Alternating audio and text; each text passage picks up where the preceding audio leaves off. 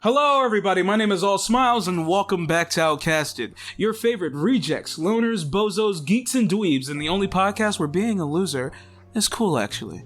And the losers I have here today are Gagethan, Protector of the Sword. For my theme song, my leather my jeans on. Michai. What's going on, everybody? Jojo, Joseph Joestar. Keep it 300 like the Romans. And my nigga, Dante. 300 bitches, we're the Trojans. Yes. And welcome back to Outcasted. Hello everybody, how are you guys doing? I'm slightly off the juice. So that's gonna be fun. It's gonna be fun to host this. But last week we had like a conversation, a pretty one of our more serious conversations that we've had in a while. Like we were talking about like the perils of being outcasted, the perils of being black nerds and white geeks, and fucking just like vibing about it. It's come to my understanding that we want to continue that conversation because there are like we didn't really get to Michai here and Dante. We didn't really talk about like their experiences. Like we got to meet Joseph and Gagethan, but we didn't really hear from you guys. So do you want to like start with weeks, or do you guys want to just jump right into that? Do you think how do you think we should go about handling? How was your St. Patrick's Day, Stefan? I didn't know it was St. Patrick's Day until like I took my break at work and went to this place called Burger Eam for lunch because like I was too scared to like get my food up front because there was a line and I didn't want to disturb them, and like I thought they were already mad at me, so I decided to just grab my coat during my break and leave out the back so I can just go to Burger Eam. And I just sat at the bar with my friend Bailey, who was at the bar drinking and talking to just some random bartending, and she told me that it was St. Patrick's Day, and I guess I learned from her. That's what's up. But besides that, like I didn't do anything besides like, oh, it's St. Patrick's Day? Okay, I guess I'll buy some alcohol. And if you're over the age of 21, Go Puff is dangerous. Really? Because like as soon as they started selling alcohol, it just became very dangerous. Because like I got this little bottle. It's not that much. It's a 6.8 ounce, 200 milliliter bottle of Johnny Bootlegger, right? It's 12% alcohol. It's peach. What is this? What kind of alcohol is this? This is I'm assuming this is like rum. Yeah, I can't find it, so I'm gonna assume it's rum. Very strong stuff, 12%, and it was $2. Oh man. I thought it was gonna come in like a little baby shot cup, like those little shot bottles of alcohol. Mm-hmm. Those are the worst. Oh, it's a pretty moderately sized bottle. $2. $2 That's too much, bro. You can't do this, bro. Nah, that is unsafe. It's only $2. It's like $2.86, but what's the difference, bro? Like this is, bro. It's 12% alcohol. Like, but then if you think about it, like it's like you can still get like a Four Loko from like a convenience store, and they're like 14% alcohol, 14 or 15%, and like they're also $2. But like, there's got to be a line, I don't know alcohol pricing, so I can't help you out here, bro. Gage does. Gage works at a bar. Yeah, that was fun on St. Patrick's Day. Oh, wait, yeah, you work St. Patrick's Day. How was that? Well, in the kitchen, it was like off and on pretty busy, or like slight reprieves here and there. It was kind of annoying, to be honest. We went through like a lot of stuff, and I was just really tired. I feel that. Like, because the pub was pretty busy too. The workers were like running everywhere. Yeah. They like, here comes the college students and marine people or whatever the fuck to drink their sorrows away. Yeah. But, you know, everyone's kind of quiet. Bring the energy up. Bring the energy up. What's going on? So, with my experience, I went to this Irish restaurant / pub, and it was pretty cool because it was like all green, like a lot of green decoration, and like it was like the place I went to was like a melting pot for Washington, so like everybody was there, like college kids, then you had your military folks, then you had your locals, and then like the cops, locals. I mean, not locals. What is it called? Tourists as well, since it was in like the downtown district. And like it was cool because I got to meet this British girl from Britain, and like she had like one of the coolest accents I've ever heard, and like we met up and stuff like hello, that. Governor. It was pretty cool. Splendid. I'll stop the racism. Top of the morning, cheerio. Right here. But yes, I did get drunk in the morning. What time? I remember you said said was it that. for you then? I mean, it was actually the afternoon. Oh. Did you have something to do at night? Did you have something to do at night? That's why you got drunk. We actually ended up going to the gym at night, which is like crazy because like we were tired as fuck, nearly hammered, but we still like went to the gym. It's crazy. But yeah, so like, you know, most of us drink here. I think the only person who doesn't drink here is Michai, who has decided to live a straight edge life, and good for him. Let me get a round of applause. I don't drink. You don't drink? No. You've drunken before, though, right? The Irish man doesn't drink. Legally, no. Irish. I mean, legally, I'm not required to answer that question. I'm sorry to the editor, because I was touching my microphone earlier, so there's gonna be weird spikes in it. This nigga talk about he doesn't drink. I thought you did drink. Like, did you stop? I don't do it. Just like I don't be like, yeah, and then get drunk. Mm-hmm. So what's your like mindset when it comes to drinking then? Smells like weed. Continue. What do you mean? Like, are you opposed to it, or do you just like, are you just neutral on it, or what? Neutral. It doesn't matter to me. Oh, me too, bro. Let's go. Suck my. All right. Okay. Anyway, moving on. Calm down, buddy. Who hurt you? Average size cockball and. All right. How do y'all make it through life without vices?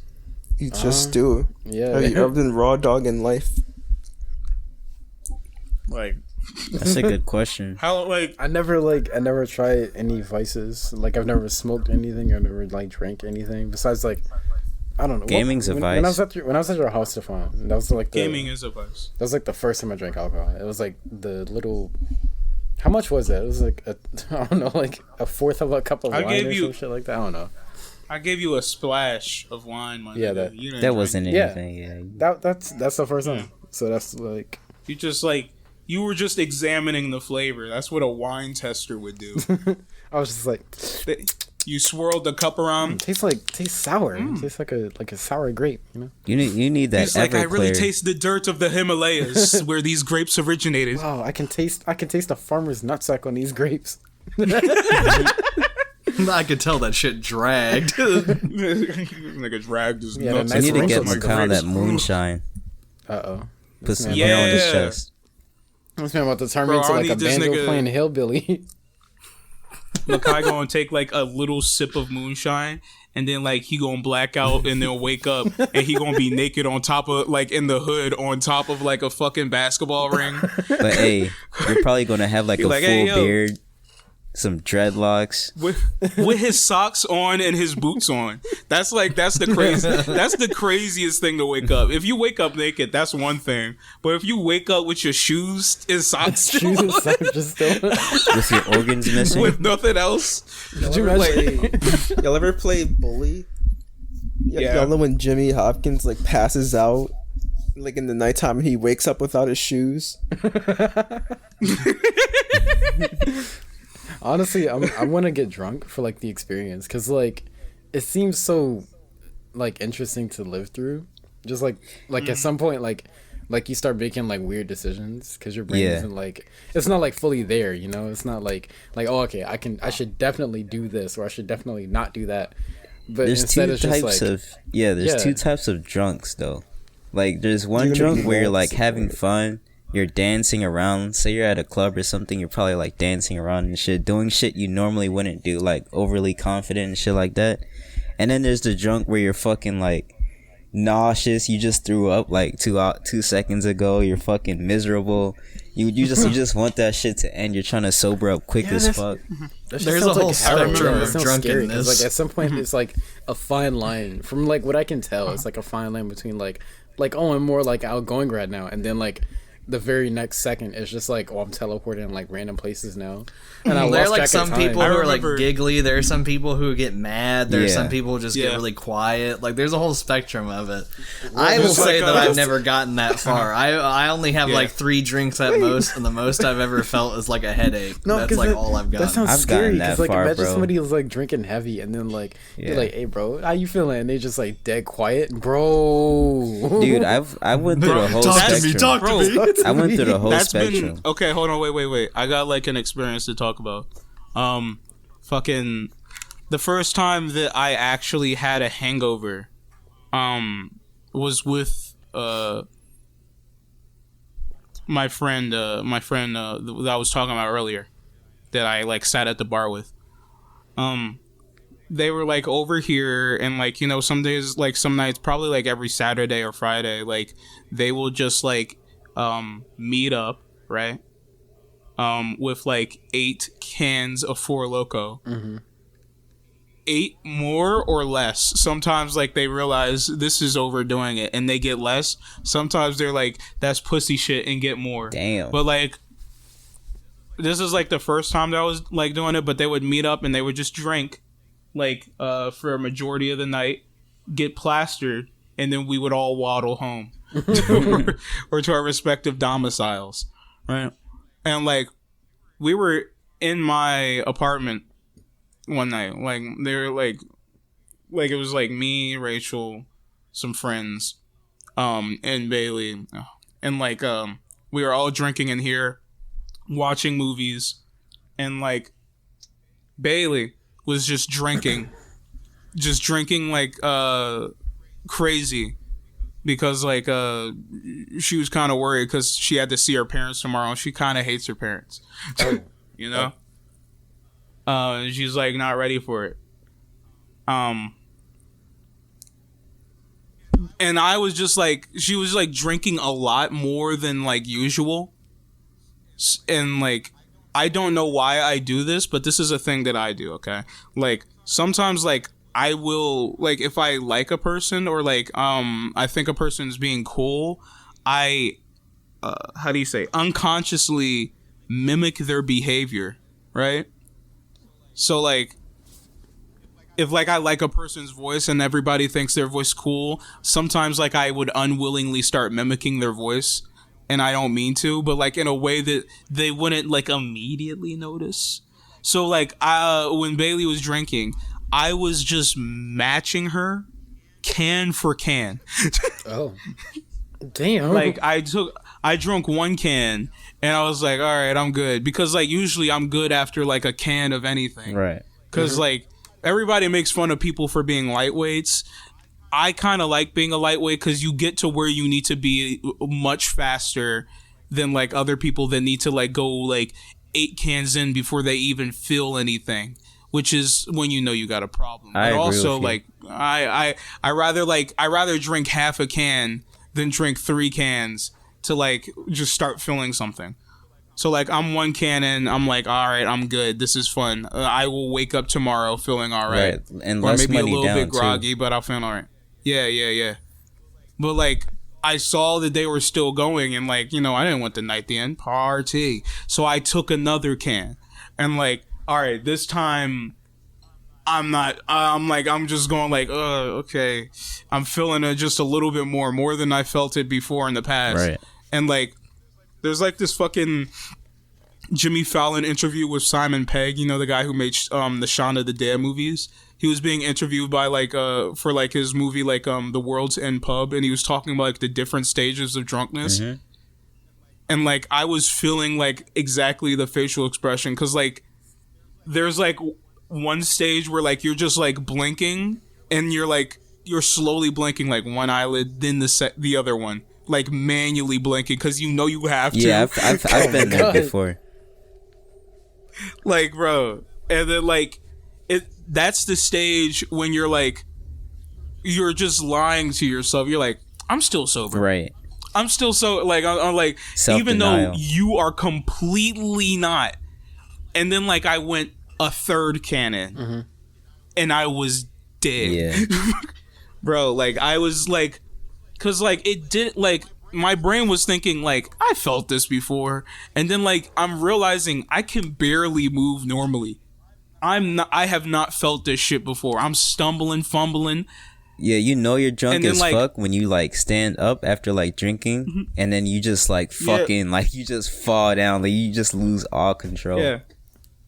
And like I was like doing exactly what Michai was saying, like cause like, you know, I get to a point where I'm drunk and then like I say funny things. Right. I'm the funny drunk.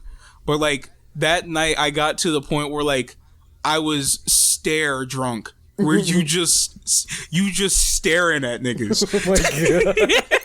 I'm just imagining Stefan like the fucking video of The Weeknd moving through like the maze of lights. Like, yeah, it's just like they're like, "Hey, yo, Stefan, what did you think about that movie with that one guy in it?" And I'm just like, blink. One thing I Blink. noticed, Like, I mean, it's off the look around, perks he's going. one thing I noticed is that you only really get bad drunk when you're like trying to match up with somebody else. You know what I'm saying? Because that's Exactly. what Like, happened with me, with my experiences. You gotta drink with somebody that knows their limits. Yeah. And you gotta like stand Also, fast another in your thing- limits too. Yeah. Another thing about like stare drunk is that like when people talk to you, typically the only response that you would give them, that you can give them, is just smiling. Like they ask you a question and then suddenly you fucking Jim Carrey playing the Grinch. You're just like delightfully devilish Seymour type smile shit. That's honestly scary. Like, cause like It's hilarious. Yeah, cause like this nigga's just like gone, right? And then like he's just like having like an out of body experience or something. That's so weird to see, and it must be like weird, even weirder to like experience.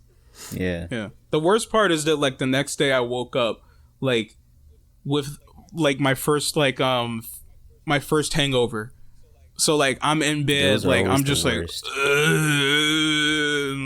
I'm like Rachel, help, and she's like, I gotta go to class. No. And I'm just like, and then like I'm texting everybody, I'm like, guys, fuck, and they're like, okay, yeah, cool, and I'm like, and like I'm getting up and I'm feeling sick, like I'm going to vomit, but I'm not vomiting, and like what really cured me was eating a banana, but like. Before that, I was just like I was like, if I eat anything, this rum is going to be covered in barf.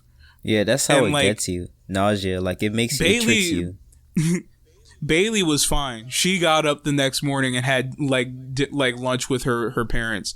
But me, I was bedridden. Oh my god. And like she was stumbling home. Like me and Rachel, because like she was like she vomited in our toilet. While my other friend had to hold her hair back, and like my other friend walked home because they were drunk, but they were able to walk home. And then like Rachel woke up because we had to walk her home, and like I'm drunk, so like I'm stumbling like with her arm on one of my shoulders, and I'm like trying to take another drunk person home. It was horrible, man. But they somehow woke up and had a very productive day in which I felt like shit for the next 2 days. It's very funny. Yeah, Very people funny. are built differently, man. What is the hangover My like? store. A hangover. What is it like? It's basically like you're well- sick, kind of. I'm sorry. Your dick. You're sick. Oh, sick. Oh, Like with me, like I like, had a what? major headache. I had a sore Yeah. throat. I had like nausea, like Stefan says, and it tricks you because it makes you feel like if you eat something, you're gonna throw it up. But if you eat something, it will actually help you. So it's like Yeah, a trick that it plays on. it's like your brain wants you to stay sick because like it lies to you to say like, yeah, if you eat that, it's gonna come right back out. Yeah. But if you eat that, it's actually gonna save you. Like I ate that banana and it's just like it was like drinking a health potion in a fucking video game, bro. Instantly, like I just felt the rebuff. Yeah. Fucking, but like it feels bad because like you don't want to get up. Your body just feels bleh. You feel bleh. You want to take a shower, and which I did. You feel kind of gross. You don't want hangovers, but like it's kind of crazy when you realize like niggas be having hangovers like every day. Yeah. It's kind of sad. People be going like, to after work you experience hangovers in the hangover. military. Yeah, that's fucked up. That It's sounds like a oh, great idea. Yep. You're like, yeah, bro. You're just shooting your gun. It's like target practice. It's like, yo, bro, like Sergeant, you just knocked my hat off. Like I had a few 2 rounds. Oh shit, that reminds me of that story. I don't know if we could talk about this.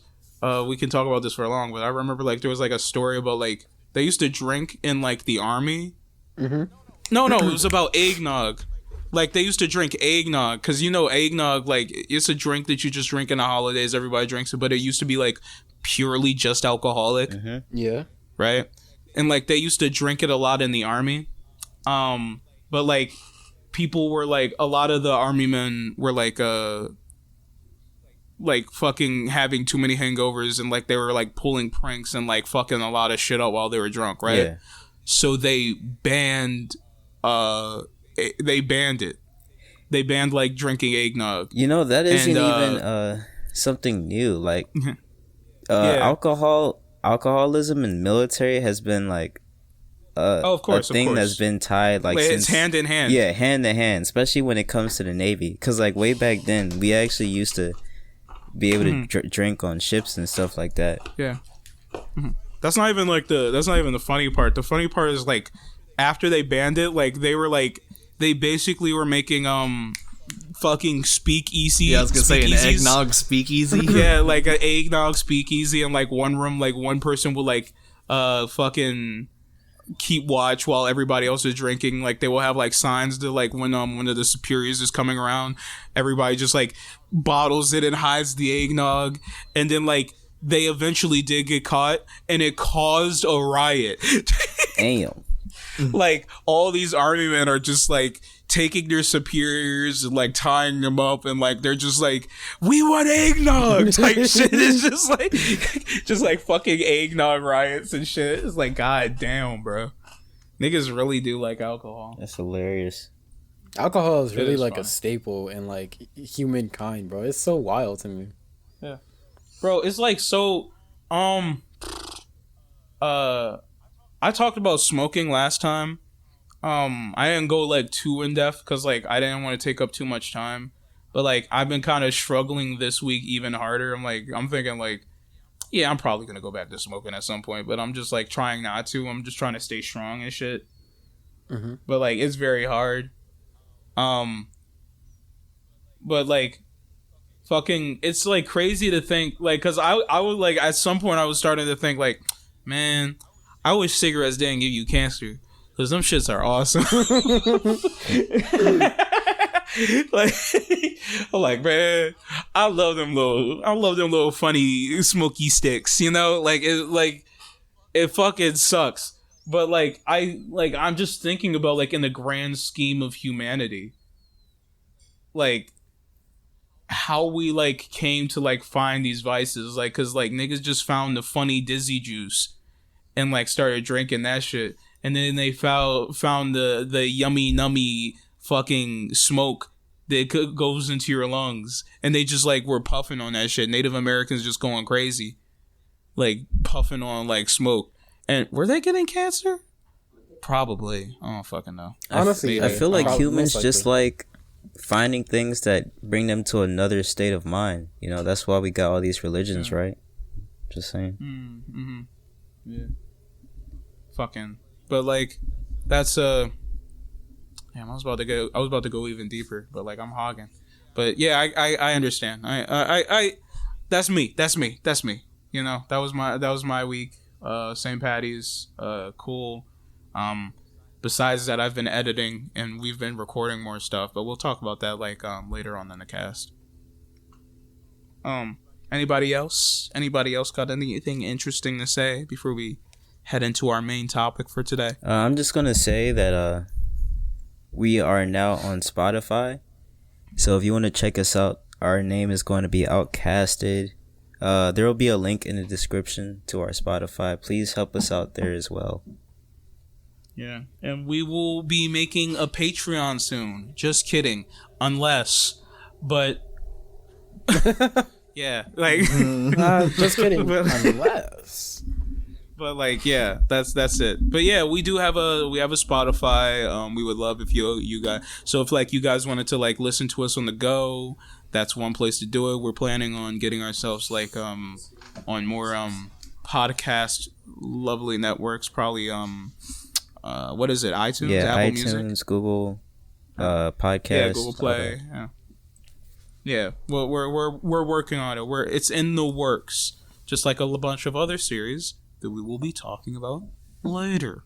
why'd you say it like that? You said it so threateningly. I don't know. I was looking at James Baldwin as I said it. He looks. You said it like how like a mom in the store would be like, "Put that shit down." Put that shit down, mother. But yeah. Anybody else? Nope, I'm all good. Gage? Nah, I haven't been up to too much. Donnie? Hi. Oh, you are here. I'm lagging. You okay?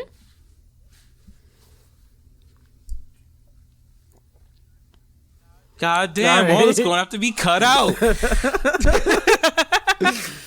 But while that happens, I think we're going to move on into our main topic, and I think we're going to start with you, Michai. Oh. Hello. What's up? What's going on? What's going on? As you know, last week we had the discussion about being an outcast in society and like, you know, never really feeling like you have a place or are part of like the main group, you know, in society, in school, maybe in your own family. And I kind of want to continue that conversation and like pass it off to you to get some of your thoughts, you know, go a little bit deeper to figure out who Michai is, you know? Right, Michai. Mm-hmm. So I want to know, like, what is your experience with the label of an outcast? Do you feel like it applies to you? Do you not? If so, why? Like, how has it affected you? Give us, like, the deets. Go ahead. You have the floor. Honestly, in terms of being an outcast, okay, so I think I'm kind of, like, mixed on it. Because, okay. I would call myself an outcast, but it's not like, I feel like I'm not deserving of that title in a weird way. But expand upon yeah, that. yeah, it's weird. So basically how I feel like, okay, so like when I was like starting back in like, let's say like high school days or whatever, like, or like middle school days, I never talked to anyone. Like I had with the exception of 2 people, I had like 2 friends. And they were like the homies, but I never like it's like strictly like in school, like while I see them in school. Right. And then like outside of those 2, if I didn't have like a class with either one of them, like it's just there's no one else I would talk to. Like people like I was always somebody people knew, but nobody like talked to like on their own. I just kind of like weaseled my way into like this quote unquote friend group or whatever. And then like after that, it was just kind of like I think maybe in like 8th grade or so, I just kind of was just like on my own thing, you know, like never talking to anyone outside of like school, and like kind of I'm on my own shit. Yeah, like I was only like talking to like family, because I've always been like a quiet kid or whatever. Yeah. Like I never spoke to anyone. Even like my whole family knew, was like why are you so shy? Why are you so quiet? And it's just like I don't know, bro. I hate that question, by the way. Like, why are you so shy? It's just I hate that too. Weird. I can relate to that as well. It got on my nerves, yeah. Yeah. But yeah, so I was always like so quiet, and like that kind of delved into like me being quiet and never opening up or like having anyone like talk to me kind of evolved into like I don't know how to have friends, or I don't know how to act with friends. So when I got into high school, damn, this is so fucking cringy. But y'all know like how I used to be in like ninth grade. That shit was horrible because I didn't know like how to be with friends or whatever. I didn't know how to act. I know you related with me when it came to how you view yourself, like you know how I always wore the hat or how I always wore the hoodie because like I was so what's the word I'm looking for? Yeah, insecure about the way I looked. Yeah. I'm wondering like how it affected you as well. I don't know why, like where it came from, like the whole insecurity. It just kind of like cropped up one day. But if I had to guess, it's probably like we talked about it on the last podcast, but remember like in school wait, did we talk about it on the last podcast or were we just talking? But Stefan, I think it was with you. It was like when somebody has like a baldy and like you get that urge to just like brought that up. Like and they y'all kind of left me hanging when I said that. I heard myself say that on a podcast. I thought I was gonna get a laugh. Nobody said shit. No, but that's true. Like you see a baldy, you just start going. You just smack the hell. You start rubbing your hands. I'm like, my head used to get assaulted on a daily basis because that's the only type of haircut my parents would give me. Especially when you get that fresh cut and it's just like you walk in that school and then like everybody look at you and you're like, oh no, and somebody your baldy. I think young black men looked at niggas' bald heads with more ferocity than they looked at black females' asses. Bruh. Like, they see that head, they like, ooh. I got to get my hands on it, brother. Father, what was that? What was that verse you gave on temptation at the about temptation? Nothing satisfies a middle schooler more than impacting damage on another person. Yeah, nothing. Yeah, bro, nothing is better for a young male than just random bouts of aggression for no discernible reason. The second behind that is like jumping to the top of door frames and like smacking it on your way in. Yeah. I remember that. They used to call it the alley-oop. Oh, man. Alley-oop? Like, they would throw an alley-oop. So some kid did this shit to me. They threw an alley-oop off the door, and then they just smacked the fuck out of my head, bro. Like, oh, man. Oh, my. That shit was so embarrassing. Like, they put your whole nuts, like, their whole nutsack on the back of your neck, bro. You said nuts? Huh? No, because, like, you know how, like, no, like, when you Wait, hold on. Whoa. Like, wait, you lost me, bro. No. Because, like, when you walk in through a door, right? Like a cafeteria door or whatever, and someone will, like, jump up and, like, dunk on you on the top they of did that to the me, door. yeah. That. That's what I'm talking about. Oh, I thought you was just about to veer off, and then we was about to learn something completely different about you. It sounded like you said bro. nuts, man. He's like, yeah, bro, and the worst part is like when you walk into the classroom and they pants you and they take your underwear down and they start jerking you off. Come on, man, that's the worst part. I don't like that. You know, that's tough. You guys never had to do a chocolate nut swirl, guys? He was like, "Don't you hate it when you like get caught by the two school bullies in the bathroom? You got to just jerk them both off." My gosh, fuck, I hate it, man. Guys, I'm not finding this in the Urban Dictionary. I'm worried about Michai. I picture like Gage like saying that with like 4 different monitors around him. That was like, I hate it when the bullies give you the scrolling. Ass Blast Special 2000. What is that? What do you mean? What is that? That happened to you, right? It's like you walk into the bathroom like, oh man, and then like you see like Charles from like 5th period, like, oh no, turn that shit up, Charles. I think the worst part is like, you know, me and the teacher special time. You know, he said he had it with every student, right? I got 4 mice on my desk scrolling dreadfully fast with all 4 of my monitors scanning for if this is a common experience in the Urban Dictionary. You're looking at like They're old writing like everything down. Like, what was this teacher's name exactly? you're like looking at like old archive Reddit posts. Michai, I'm not finding anyone who says anything like that. I'm kind of worried about you. But like yeah, for back on topic, yeah. Oh yeah, Jenks, let's go. Sorta. Jenks. Anyway, what was I going? All right, we were talking about like Outcast. So yeah, So like insecurities, I had What a the detour. biggest insecurity throughout like my entire life up until like I turned like maybe like 18, I think. Like from then on, like I would always wear a hoodie, like no matter the weather, you know, where I was, except like because I would wear a hoodie, but like if I got forced to, like held at gunpoint by my mom or something, like don't you wear that hoodie today?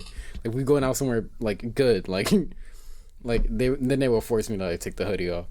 But like I had I would always cover my arms and my like my head because I didn't like my hairstyle and I didn't know like I didn't picture myself with any other hairstyle because like I just had like a serious, I still do have this, but like I have a serious like a serious like major what's the word when you don't like how you look, I forgot the word for it. Insecurity? Body dysphoria? Or dysphoria? Dysphoria. Dysmorphia. Dysmorphia. Oh, dysmorphia. I guess so, yeah. Because I always hated, like, I still hate the way I look. But it's like, it's numbed down just like a little bit. I gotta say, like, I relate to that a lot. Because, like, Same here. I remember, like, I be thinking, because, like, I remember, like, you saying this, I'm not even sure if it was last podcast or if we talked about it off, like, cast. But, like, I remember, like, you were mentioning that, like, you always used to wear hoodies because, like, you just didn't like how you look. Yeah. And then, like, I be realizing every time I go outside, I'm always wearing a jacket. It doesn't matter how hot or cold it is. I don't like not wearing a jacket and having my arms show. Yeah. I feel like it feels very weird because I feel like very insecure about just showing like my build, even though like my build isn't particularly bad. Like I guess like I have a little bit of a dad gut, like, you know, I got a little bear gut going on, but like, you know, it's not bad. It's just like I just feel uncomfortable. Yeah. Showing it, you know what I mean? And for me, it's like kind of like it's kind of like, oh, I don't mean to cut you off, but it's like for me, it's like kind of no, continue. I was done. opposite. Because like I'm very like skinny, I guess you could say. Like I've tried to like build up my like I've worked on building up my body and stuff like that, but I'm like some scrawny twig pretty much. Like I weigh like 120 something pounds, right? And like, Damn, I've always, I didn't know you were that light. yeah, bro, I'm a twig, bro. I will toss you, you twink. Like- Isn't that how like much? Isn't that how much Ipo weighs? I think so, but Epo's built and I'm not. Ipo's journey is a lot Holy like my shit. own. Wait, Ipo's more yo, like 160. Makai, I think we should mention this because every time we have this conversation, it's just you and me, but we don't tell nobody about this. But like, when I was back in Philly, me and Makai really wanted to like, you know, get together because like we was both getting into like self-improvement. Oh, yeah. And, like I'm trying to get back into it. Like we were trying to like train extra hard together so like we can get like really strong. And I don't know why, but we talked about like, I don't know, like, but we really want to beat the shit out of each other. Like on some fight game shit. Like he was like, Preparing yo, bro, for the what- shonen sparring match. He's like, bro, when I get these muscles, bro, I'm gonna just start fucking duking it out with you. Like, I just thought about having sick ass power battles in the fucking park. The cop come over, was like, hey, what's going on? I was like, yo, we chilling. This is my homie. This is a little spar. It's like, but Dragon Ball. We just had to roll up and like do like a Goku pose. Like I step outside of Stefan's house and then like while he's on the way to work and I do like a Goku pose. I'm like, hey, I hope you're ready. I've perfected a new technique. And I'm like, bro, my girlfriend like just see me with new lumps. It's like, yo, it's like somebody nodded you up. It's like, bro, baby, these are not to honor, bro. My man's really laid it down on me this week. Just like Dragon Ball, let's go someplace where it's okay to fight. Cut to Kensington. It's like the crackhead suddenly spring to life. Like they like. Yeah, at first it's you two sparring, and then they all start swarming you, and then you team up to fight them all. It's like when they Goku would throw and, money at us. Goku and Vegeta were fighting all the fucking coolers. you took the 500 on the left, I'll take the 500 on the right. It's so funny Just be because sure like not I to don't. break all their bones. I also gotta mention this because like there's a funny like similarity because like I don't know why, but like that's been like a common theme in our friendship, like this constant ideal of strength and us just being stronger. Because I you and remember have like a common goal of like body improvement or like improvement in some way. Yeah. and where we can like test it out on each other. I don't know why it's like such an issue. Like we do it in every game. It's so weird. I mean, every game, like every like situation where you're like oh, I gotta get better at this. I gotta get better at that. It's so weird. Yeah, bro. Even back in high school, like shit, we didn't talk about this, but we're gonna talk about this. All right, I'll hit this up in a bit, but like we got jumped in high school. Oh yeah, me, Dante, and Michai. But like, we'll expand upon that in a little bit. Maybe Michai can help bring it up. True. But like after that, like I remember like Joseph wasn't hanging out with us that day. It was just me, and this nigga Michai and Dante, and we just got caught up in some shit. Joseph wasn't in our group then. It was before. Yeah, Joseph. He wasn't in our group at that time. But like I remember telling him it, and then like we were like talking about who would be in our roster. It was like, yo, bro, like, cause like even though we got jumped, we kind of handle it way better than we should have handled it. You know what I mean? Mm-hmm. Like we didn't fight back against these niggas, but they did considerably little damage considered like what I heard from niggas getting jumped. Yeah. There was no fight back moment. There was just a fat nigga falling on the ground. You know what I mean? And we'll expand upon it. Me, Dante, and Michai will tell the story. Why don't we tell it right now? Yeah. Yeah. If you guys want to tell it right now, I mean, it's up to Michai. Yeah. Let's go for it right now. All right. This was at some point. This was a point of shame for Michai because I remember like I kept bringing it up to this nigga that he. It should be I'll explain why it was upsetting, but like at one point I remember him being like yeah, I get it, and I was like, ooh, you are the one who ghosted. But okay, all right. So I think this is why Michai is violent now. Bro, he's making up for it. We get it now. He was not like this before. Oh damn, it makes so much sense now. All right, but here's the story. After school, one day at high school, after school, me, Michai, Dante were like just deciding to like go to the library.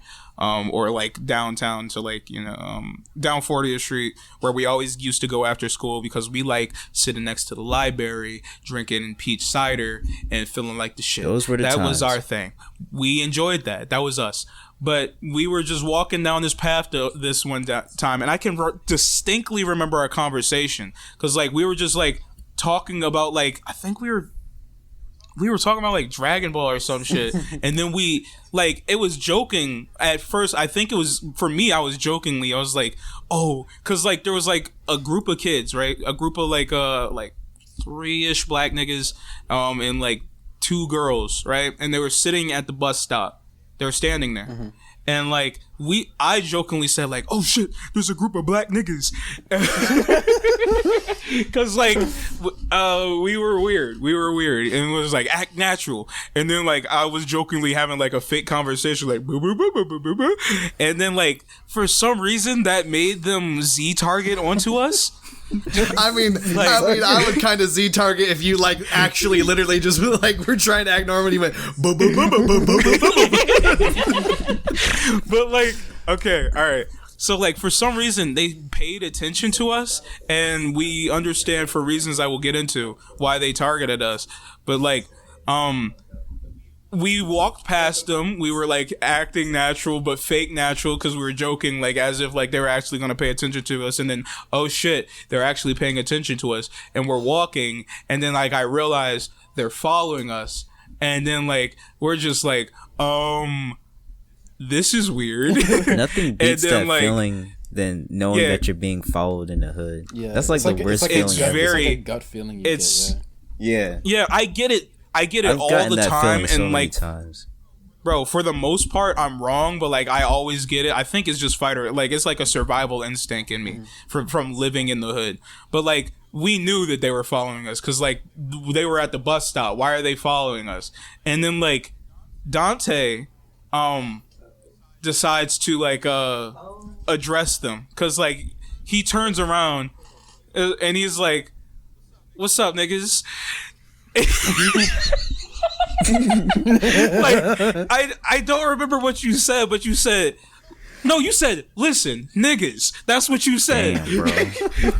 it was like, yo, should we say something? And the worst thing we could say was what he said. Like, listen, niggas, And his face slowly turning and then just locking on. Like, and they immediately like ran at us. They were like, "What? Who you calling nigga?" It's like, everyone. This is the hood. What are you talking about? What the fuck do you mean? Who you calling nigga? Y'all, I heard y'all say nigga as we passed you. But like, anyway, they're like, "Who you calling nigga?" Next thing I know, Dante is like being pushed ahead. Dante, can you tell us, like, you explain what did they do to you? Because I don't remember. Like, do you remember? Know. Okay, because like what I remember seeing is like they pushed you ahead, and you kind of got knocked on the ground, but I don't think I saw him get any hits in on you. Yeah. No, because I don't think Dante got hit. He just got like kind of pushed down and like stumbled a little bit. Yeah. And that was about like it. They didn't push me down. Or hit me. Word? I don't think they hit me either. Yeah. Okay. Dante was yeah. like, I didn't even get So touched. you just very ended strange up on the 'cause, like, ground. No, he wasn't on the ground. He did just, hit me, and yeah, because like I remember I was like Michai kept walking, right? yeah, Yeah. Okay. that's Because what I was about Michai to get did. to that. And what I did was like I ran over to Michai, right? yeah. And when I ran over to Michai, I slipped on the rocks that were on the ground. Oh, And I that's remember how this. I fell. Yeah, I remember this. We got beat up more wasn't there, by but I remember him ourselves telling than these niggas. That was basically what happened. Like I was looking to see like what was going on with Dante, because like I was kind of in disbelief that this was happening to us. And as I was like in my sheer shock for a second, I get hit in the face.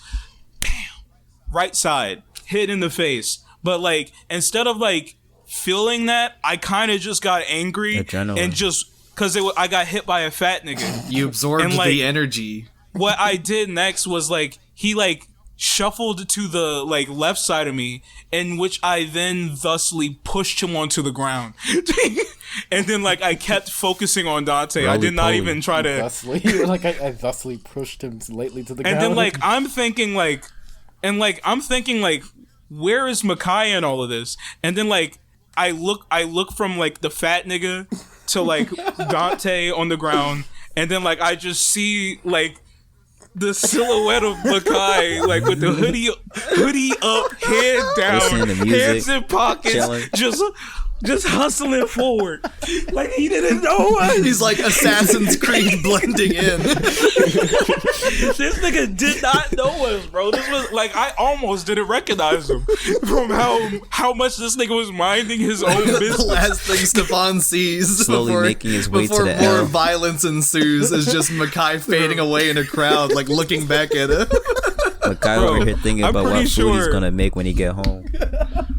I'm pretty sure that like, cause I know Dante like is a crazy nigga, cause like he told us before of a situation where he fought a nigga, got bled a little bit, and kept fighting the nigga as everybody was bewildered because he was bleeding. So I knew that this nigga could fight. So if the situation continued, me and Dante could hold our own, because I'm also a crazy nigga. I choked out a nigga in elementary school and I laughed about it. Watch the last So- episode of the podcast. And like I was already pretty angry about some things, and I remember I was about to let all my anger. Watch the last episode of the podcast. So what happened? Did they run? Cause like based on what you're saying, what happened? yeah, the fight got go broken ahead. up by No, some so- guy like at the Damn, hold on. Like because there's some guy like washing his car or whatever. Like we near were us. like fighting. I don't. Yeah, it was like it's by like a car wash. So Yeah. like the guy washing his car or whatever like came over and just like broke up the fight or whatever. Michai Yeah, it was the walked guy up there and was who- like, "Mister, these strangers I don't know got into a fight." They got into No. Makai said Dude, nothing these- the these entire hooligans got encounter. so scary scuffled thought up. though. Imagine if that happened in today. People would have recorded that shit. Would anybody even have broken it up? Me today. That They was would like record it. No, that's actually that was in Yeah, they 10th would record back then too. That was the height of fucking World Star. World Star. Yeah. Like, oh, you was was just like- on he your was- grandpa Yeah, shit yeah, for right, that yeah, statement. right, I'm yeah, not broke gonna it up. He broke it up because he was like an old head, you know. Yeah, there was like an old head at the like He the, was the like, all car right. wash. He's like, all right, kids, it's stop so it, weird. stop it. He broke up what pseudo fight there was. That was barely a fight. Yeah, right. Yeah, it was like it was bewildering because I didn't remember even a car wash being there until he came and was like, "Hey, now y'all, cut it out, knock it out, y'all roughhousing and shit," and they left us alone. And like, I feel like they do. Do you think they remember that? Do you think they won that? I don't They're know. listening to the podcast right now. They're listening right now. Jake Quantavius, was that really us? I wouldn't think they would remember that. They probably do stupid shit like that every day. If they're listening right now, you can apologize by going to our Patreon link in description and donating as much as you can. Thank you. Happy Black History They're Month. like, I $500,000. only remember 2 people. I saw like a third guy fade into the crowd. Oh yeah, But like, the reason I kept walking, right? Because I wanted to do something, but like fight, flight, or like freeze. It was like a mix of like freeze and like flight. Like that shit just It took was over. on Like, autopilot. I couldn't do anything. It was so weird. We should have been walking with Joseph instead. bro, would've, that's what I think. That's Superman what like punched triggered. him. I think that's what triggered that like response, like that conversation in high school. Is like, what if Joseph there was there instead of Michai? Joseph would have taken all 3 of the one and won. Me and Tamir Bro, actually. like- I just said his name. Oh well, screw it. Me and him actually. You got said it jumped. last episode too, and didn't censor Damn, I it. did, huh? Does it matter? I'm being anymore? federal, huh? Does Well, it matter anymore? me and him actually got jumped like when we're about to catch the trolley on our way home by these kids for no. I think they knew Tamir, but he didn't tell me. Okay, he kept telling me that he didn't know them, but I felt like there was something there because like why would they jump him for no reason? And they were like only targeting him. But of course I jumped in it because like I'm not just gonna stand there and let my man get like destroyed. Yeah, Rock the Joseph pond. should have been there instead of Mackay. So like what I'm I hearing. hop in there and then they old head starts breaking it up and then they steal my book bag, bro. Like they just take that shit and start running, bro. I was like, High damn. schoolers are terrible. High schoolers are the worst, bro. The worst people Bro. on the planet. I feel like we had it good, like our school, cause like compared to the other high schools in Philadelphia, bro, like it's just rough, man. Like West ever, Philly, like- Only had like I could count the amount of fights our school had on one hand, bro. yeah. Y'all The ever only like fights I remember was that one in the lunchroom and the one in like the garage. The craziest I fight remember we the ever one in had the was when lunchroom. Chris got jumped, cause everybody hated him. Everybody hates Chris. Just like the show. everybody Just really like the hated show. Literally everybody hated Chris. That's so funny. I distinctly like remember a fight happening in like what? Boy Chris or girl Chris? Boy Chris. Of course, yeah. All right. So I distinctly like remembering a fight happening in like English class. I think me and Michai were there. Yeah. And I like it was between your Joseph, your cousin D, Yeah, I remember that one. and like another nigga. He won that and fight, like by I the way. remember like yeah, D he won. did. Of course he D1, did. D1. He's like a fucking Yeah. superhero. Yeah, he's like That nigga's a yeah. tank. That nigga's a tank. But like I remember that fight specifically. That was the one that stood out because like the teacher, cool ass teacher. I like that teacher. Which teacher was it? D Miller. I forgot his name. No, the English teacher, the tall nigga with the glasses who always biked there every day from Jersey. He was my favorite. Adler? No, not Adler. Adler. No, Adler was the No, biology no, teacher. What are y'all talking Yeah, that was a about? while. The only English teacher I remember is Miss Miss Colvin This- and Miss, This nigga was a ghost. Let's just what's say the her name? teachers' names, bro. The teachers will be honored to be a part of our podcast. I sent my first I wish I podcast to remembered Miss Was he- Colvin. His name. Was he? But like, I know Katrina who you're Clark. talking about. He was the tall, lanky white guy with the glasses. He He biked rode the to- bike. Yeah. I really don't know who y'all talking about. He was cool. He was cool. Bro, he had the bike in the hallway every day. He was like, Yeah, he was like, anyway. What are y'all Anyway. talking about? Anyway, it doesn't matter who he was, but like it was a teacher at the school, and I remember it because like he kind of just let the fight like go for a minute, and he's like, I always just let the fights go for a second just so they could get it out of their system. That's reasonable to be honest. I'm about to grab my yearbook and find out his name. I got mine. That's wait, I got mine actually. Hold on, let me get mine. You do? Yeah. Listen to all do that it all background on noise Outcast. that I have Like, to edit out. We are committed here at Outcasted. We are committed to doxing niggas. I can put this bad boy to use. Okay, let me see. Listen to all that background noise I have to edit out. Niggas start flipping It was it literally hard the and shit. most Leave the like book that was like the flipped, most please. movie-esque like book flipping open noise I've heard in my life. I beg you like, to all right, leave boys. the book flipped in. I'm trying to find it. Crazy. Hold on. At Mr. Outcast, Sherwood. we are There we go, dedicated baby. to doxing our Mr. own Sh- Yeah, teachers. that's Mr. his Sherwood. Mr. Sherwood. There we go. Mr. Sherwood. Bro, I never heard of him Yeah. before. There we go. Shout out to Mr. Sherwood.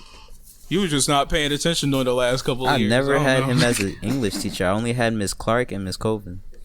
He was. He was really cool. He was really cool. It did, I don't know why y'all was so adamant on figuring out this nigga's name. It did not matter to the story. English teachers are almost always cool in my experience. I always love like our teachers, and like I think I've only had one bad teacher, and that was in elementary school, and like she really wasn't that bad. She was just like she just didn't seem like she wanted to be a teacher that Same. much. Like that's what really upsets me. Like what upsets me is teachers that don't like kids but are somehow still teachers. Why? Don't be a teacher if you do not like kids. Because like it's not gonna be good for you. I want to go what back were to you the saying, school Dante? real quick. Remember we Yeah. were in the lunchroom and like those two girls started fighting. Which ones, bro? Yeah, Yeah, bro, I don't. That was Too very vague. vague. Which was? We were, I don't know who they were, but they were like suspended or expelled afterwards. Oh, yeah, I remember- Yeah, we should talk I about like remem- how yeah. our school had like a very low tolerance for fighting. Like every time someone got into a fight, they would almost always get expelled. That was high school in general, though. Yeah. I mean, if you go to like West Philly High and you like start fighting, they'd be like, "Damn, again." They should be They're like, getting try expelled. again tomorrow. I got into a fight in my 9th grade year. With Did they expel you? at our high Yeah. school. When was this? Was it a Oh, fight wait. fight or was it like a grr fight? You know. It was like a fight, but like the Mr. Bonilla, he's a good ass teacher. You It fought was like- Mr. Bonilla? No. It was in Mr. Bonilla's class. I beat that nigga ass. And anyway, Shout out to Bonilla Mr. would choke Bonilla. slam you. it was with Shout out to him. I should have joined his hip hop class. It was with I'm gonna just say his name. Fuck it, Donnell. It was with Donnell. You fought Donnell? Oh, I remember this. Did you lose? I I remember. lost. Nigga. No, fought- I lost hard. He threw me over a table. Anyway, I remember Dude, that's the this kind shit. of like respect building fight. yeah, cause like Yeah. he kept touching me, and I had a problem with it. So I was like, "Yo, can you stop touching me?" And then he did it one more time. He like smacked the back of my neck, and I got up and I started mixing his shit. And then like he just ate them. He just ate those punches, bro. I did nothing to him. Yeah, bro. It was He's a like- big you ever nigga. see He was that- the biggest nigga in school. Like y'all ever see that? I wonder what he episode doing now. of, The like, episode of SpongeBob, yeah. fucking Flats is just punching SpongeBob. He was just standing there eating it. I got one good hit in, and that was it. And then he just like kind of picked me up and just threw me over a table, and I was like, "Man, that's crazy." And then Was that like the end? No, He's no. one of those He- like, grabbing he niggas. threw me over a table, and I was like I was over it, like on the ground, and then he like picked my legs up and like dragged me from underneath that table. bro. Damn. Did you surrender? I surrendered, but like I was like, cause like we both said it like, I chill. Cause like Mr. Bunny was like about to walk back in, so at the end we just kind of like shook hands and just kept it pushing. He was like, nah. All right, I all was right, in- all right. we were all right. mixing You this whipped my ass, good you whipped my buddy. ass. All right. I was like, You all right. bested me today, good sir. It was like when like, when "No, no, Goku we was would-" fighting Cell, and he was just like, "All right, you win." All right, you win. He's like, we were in Rough House. You're my good buddy, man. You're my fellow Everybody man. in the class saw that. I Bro. never like thought about how embarrassing that was, cause like until now, that shit was so embarrassing. Like getting thrown over a table like a toy in like my small ass frame. Bro, if it wasn't embarrassing then to you, then it don't matter now. Yeah. That's what I'm just, bro. For me in fights, like I really tried not to get into fights because like I remember watching y'all. Do y'all remember a YouTuber named Modern War Negro? No. No. No. Okay, I remember Modern War Nigo because like he was like one of those first niggas that has story times. Like he was like some black nigga that told like story times about himself in school. And I always remember him saying like, I don't get in fights with niggas because if there's not money involved, why am I fighting you? And I took that shit to heart. So I never like I didn't want to fight niggas at all ever.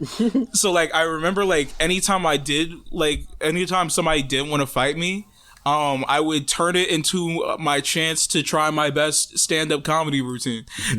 And I remember specifically, like, one of the only fights that possibly almost popped off with me was in, like, elementary school.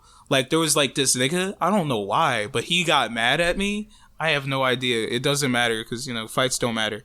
But, like, he was mad at me, but, like, he was just chasing me around class, and I was just, like, doing, like, the craziest stunts over obstacles to get away from this nigga. Like I was flipping over desk, I was stepping up chairs, and I was like, hey, why would you want to fight a silly little guy like I? Like I literally said that. I made that joke. He became like Majima from his introduction cutscene in Yakuza 0.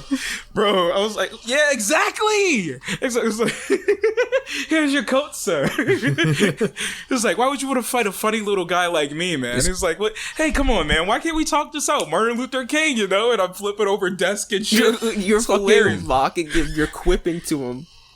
I think, like, I realize now, because, like, he was picking up speed the more I talked. So I felt like I was de-escalating. Turns out I was escalating as I was stepping up on the desk. That's so... Did he stop? Like, he was stopped. It was like, I don't know what the fuck he thought this was. He like, does he really think Stefan is gonna fight this bummy ass nigga? Stefan All Smiles Collins is gonna fight this nigga? No. I want to tell a fight story about my brother. So go ahead. My older brother, I don't know how old he was. I remember he was a kid. This is a pretty short fight story. He hit someone with a chair. And that's the story. Huh? Wait. I'm thinking of when Riley throws the chair. That just causes a nigga moment. And I took up after my brother back in elementary school. You want to expand upon that? Why did he hit a nigga with a chair? I don't know why he did it. I just know he did it. I don't know why he did it. That's a very Irish person story. All their stories are very quick. So I killed my wife. Why? I did. It's like, is there an ending to that story? That was the ending. That's that. That's the ending. I should tell the story. Here's another Irish story. I was in elementary school, and there was this one girl, and she was really annoying. So while we were packing up to go home, she went into the closet to get her coat, and I like followed her into the closet, and I started hitting her. Whoa! Whoa! I swung on her in the closet, and they dragged me out. This nigga assaulted a woman. I was after that situation, they put me in anger management. She had it coming. I don't know what she did, but she had it coming. Trust me, bro. Yeah, I did it. So what? Yeah, what you gonna do? Call the cops? Fuck out of here. My hands were rated E for everyone. I was ready to get the smoke to anyone. So I followed her home. That was like a hitman mission. You're like, all right, dark closet alone. You're like, time to die. Follows her to the closet. Hey, Stacy. Yep.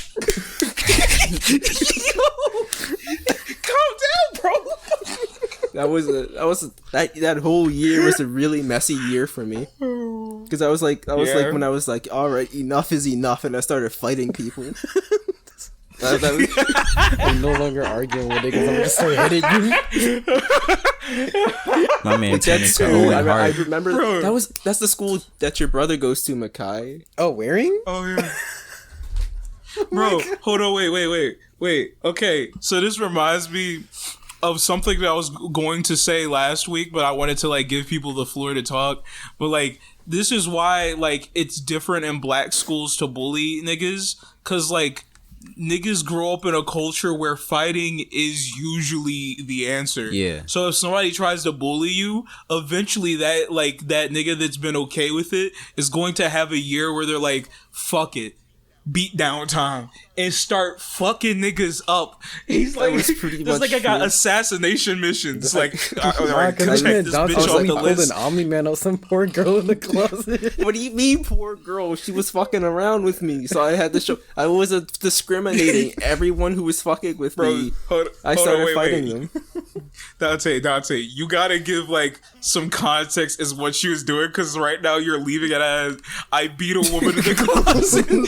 I remember she was one of the bullies. She was joining in with the bullies, bro. So I was like, all right, if she This wanted nigga to had a talk. list. She wanted to talk shit. She could get hit too, bro. I was beating up everyone that year. They sent me nigga to had a anger list. management. It wasn't my fault either. What was that school called again? Wearing, I The one understand. by CCP. wearing, right? I don't know. That's probably what it Yeah, is. Laura, That's the school. Masterman? Wearing, yeah. I remember I was in the playground. That's like across like the alleyway from it. Remember that? Oh yeah. Yeah, I was swinging on a swing, minding my business. Some kid hit me with a tree branch. No. What the fuck? Yeah. That's I love that. I used to Nigga, love fucking that Michael playground. Jackson's you ass. I'm just imagining that year Dante has like a cork board in his room with like thumbtacks and yarn of like images of all the people who wronged him. Bro, It was like, sort of a thing that fucking, happened. Like I remember, like this guy was like touching me in the hallway. He was like pushing me and shit. I was like, all right. And I tried to punch him in the stomach, and I missed. And then he called me gay, so I hit him again. bro, fucking, bro, okay. White boys make list of the students that like beat were bad to them, and they make sure to kill them in the school shooting. Black niggas make a list of people that fuck with them, and they make sure to beat they ass. Just beat they ass. That's where it ends. They sent me to anger management, and it was I wasn't. It took like a while after I was finished to go like, wait a minute, That was a why was very I mean there joke, again? Because like I remembered he sent me there, and in my mind I didn't process what it was. Like I didn't know what it was. Like I was like, oh, I'm just in this like, funny office talking to this lady about things I did this week, and I remember I beat up the girl after I started anger management, and I had to tell the anger management person about the story. Oh. And then, like, they had me, like, recreate it with toys, and I was like, yeah, so she went in here, and I came in behind her, and I was like, pop, pop, pop. And then I remember, nigga- like, in my head, it was, nigga- like, it was fun in my head when I was recreating it, and then they were just looking at me like, damn. Bro, nigga didn't deal, bro. Nigga didn't even know he was incriminating himself. You should have asked for a lawyer. Yeah. I'm just thinking of that scene where it's like the Punisher, like in like court or whatever. He's like, I'm dead. I'll do it again. You think you're gonna send me to what? Some kind of nut house? Like, you guys are pussies. I do what you want. I'm the Punisher. I'm right here. Take me. But yeah, fucking okay, hold on. I had a question that I was gonna ask y'all. Okay, so with bullies in like school, do you guys think that like cause like usually like for like well before like I don't know like maybe a decade ago, people who get bullied would just take it and they would be very upset about it, and maybe they'd act out in like different ways that were harmful to themselves or harmful to others. So like, but like, do you think like if people like kids like started like even trying to fight their bullies, even though they know they might lose, do you think if they tried to just fight them, they would just change shit? Like the bully would stop fucking with them? Absolutely. I mean, I'll go real quick. Probably. Yeah. Cause like Oh, go ahead, Jeff. in my Go ahead. whole like school experience, even in elementary school, so like you know how you were talking about the fight culture in like the black community, I feel like Yeah. fighting has always been a thing. Like I've never seen like in my whole like even in elementary school, like I've never seen a kid just get bullied. You know, like there was always the kid would always like fight back some way, even if they were like most likely to lose that fight. Yeah. They would always end up like fighting back in some way or fashion and getting their ass beat Even- or at least like I don't know, defending themselves or somewhat. Bro, yeah, even the Urkel type niggas. Bro, if Steve Urkel was real and he was in school and he was getting bullied, he would fuck a nigga up. It would be the funniest shit you ever seen, bro. Like a nigga with his pants like all the way up to his chest, swinging on a nigga, bro. It would be hilarious. And he like that. And you know what? After that week, that nigga would never fuck with him again. Like, bro, it's just like the story that I told last week. Like, I choked a nigga out. I smiled about it. Like, he was punching me in the face, and he kind of lost that fight. And after that, and like after I came back, he wanted to be my friend, and like I never had no problems with nobody else for the rest of the school year. Yeah. And until I graduated. Like before that, like I actually did like have a bully problem, and it's kind of hard to talk about this. All right, let me talk about this. It's kind of hard to talk about this one because like I was actually getting bullied because like I prided myself on never getting bullied because like I watch TV and they always talk about niggas getting bullied, and I'm like, I never dealt with that shit. And then like I kind of like also didn't want to think that I dealt with that shit, but like I had this young boy, I had this like group in school. We always made comic books because I liked Captain Underpants and I liked seeing them make comic books, so I took after them and I wrote little comic books. And I had this this teacher friend that would like my comic books, and she would like help me print them, and I would sell them for quarters. Kinda. I kind of made a little kill, and I had a lot of top pops, right? But like I had like a group of friends because like I was a little entrepreneur, so like I wanted to make this little gig into a business, so all my homies getting paid, and we all getting quarters together. We put that together, then like we can all buy cheesesteaks or some shit, you know, bada bang, bada boom. So like I'm get a group of niggas that also like making comic books, and then I make a magazine in which all of our comic books will be featured in, along with games that I made and like puzzles and shit like that. So like I write articles about the comic books that are coming from like the new people in our group, and like I call it Comic Life, right? And for like a few months in school, which felt like years, because back then like school just felt like you kind of don't realize, or maybe it's just me, I kind of didn't realize that school was a thing. I didn't know that the years meant that I was getting closer to leaving. I thought I was just here forever. Dude, middle school like, felt like 5 years, even though it was technically like, exactly. what, 3? Yeah. It did feel long. Yeah, like, but fucking after a few months or weeks, but like, the group kind of started dissolving, because like, one of my friends wanted to like make comic books, but he featured characters like Superman and Batman, and I'm like, you can't do that, we are going to get sued. Like we was going to publish this shit, and not like, but we was making bootleg comics, so like he was just kind of making like fan fiction for real.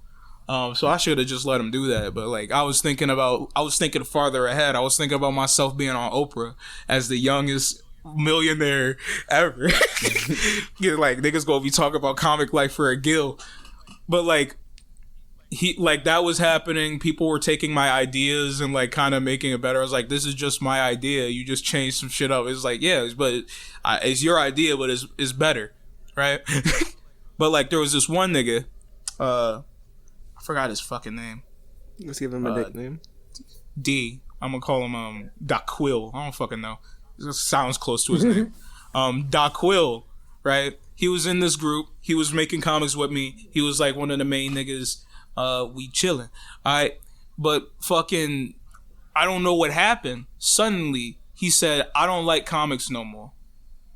For some reason. And I'm just like, okay. But like, he started bullying me for some reason. And I didn't even call it bullying. He was just being a little mean and kind of pushing me, shoving me, and I knew something was wrong when he ripped up one of my comics. Puberty. I was like, yeah, it must have been puberty, or his dad might have been fucking, or his dad probably left. I don't know. That was so mean. But like, I remember like I finally accepted I was getting bullied. Like when we was at the park one day, it was after school. Not after school, but like it was like the end of the day, but like we didn't have no more work because we were doing well. So the teacher said like, yeah, let's go out to the park, and everybody's like, yeah, because we went to the park.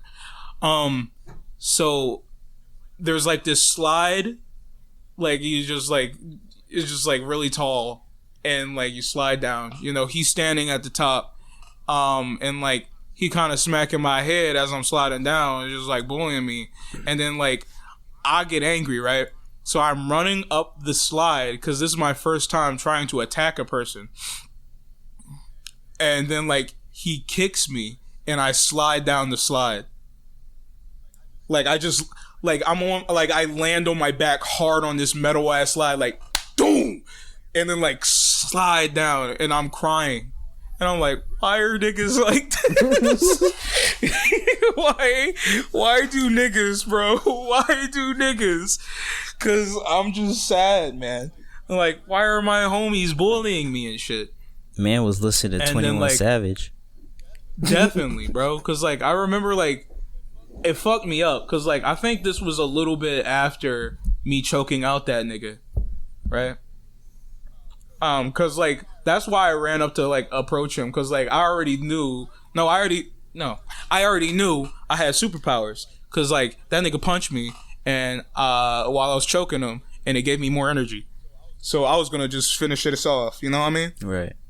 But like my powers failed me, and like the reality of the world like was sinking in on me. I was like, oh, this is what life is, huh? Just a kick and a hard thud on a metal slide as you fall down, like while looking up at the sky. That's what life is, huh? That's crazy. That was the first time I got bullied. That nigga ended up trying to like making up with me. He's like, I don't know why he was like, yo, listen, truce. And I was like, man, fuck that. Oh, actually, I do remember fucking him up a little bit, because like I did end up beating his ass just a little bit, but like we truced after that. Yeah, It was fucked up though. It's bro. like it was very confusing. So like, back to what you were saying, like I remember I think it does help stop bullying, because like when bullies want to fuck with somebody, they choose the person who's the easiest to fuck with, right? Yeah. So if you like show What they like assume is the easiest target. I'm gonna make fucking with me as difficult as possible, most of them are gonna be like, all right, this isn't worth it. Now when I was in that school from down the street from CCP, they like I think fighting them made like encouraged them to do it more for some reason. Like they liked watching me fight or some shit. But when I got into like when I transferred into middle school and like people tried These niggas. and I started fighting them, I ended up not getting bullied in middle school. People thought I was cool in middle school. I remember These niggas I were remember fucking one boxing time, scouts. Like I was chilling with like some guy, I forgot his name, and he was like, "Hey, remember that time we got into a fight?" And I was like, "Oh yeah, I do remember that time." I lost because like he pushed me and I remember he pushed me and I fell down. And I hit a bunch of desks, and then I immediately stood back up, and that's when they broke up the fight. So technically, I lost. Like he got the last hit, and that last hit was kind of that last hit sent me into a bunch of desks. Yeah. At some point in school, like. But yeah. like, but that Continue. like even losing the fight was enough for him to go like, all right, this guy is certified legit. Yeah. That's kind of what happened with me. He pushed back. Cause like I used to get bullied a lot, and like physically bullied a lot in like 5th grade, but in the 6th and the 7th and the 8th, like I remember I got so drawn into like the fight culture. Like I would like slap box people, I'd play fight, and like over time I started getting like better at fighting. So like there was almost this kind of respect that came with that, and like I wasn't getting as bullied anymore. And like with Dante, like even if I did lose a fight, there was like respect there. You know what I'm saying? I remember one time, like, fight culture is so weird. I remember one time in middle school, it was these two guys. I remember their name was Darian and Maurice. I liked them. They were cool, right? And I remember Darian had like dreadlocks at the time. And he was like, all right, me and Maurice are going to fight behind the school after school today. And if I lose, I'll cut my dreadlocks off.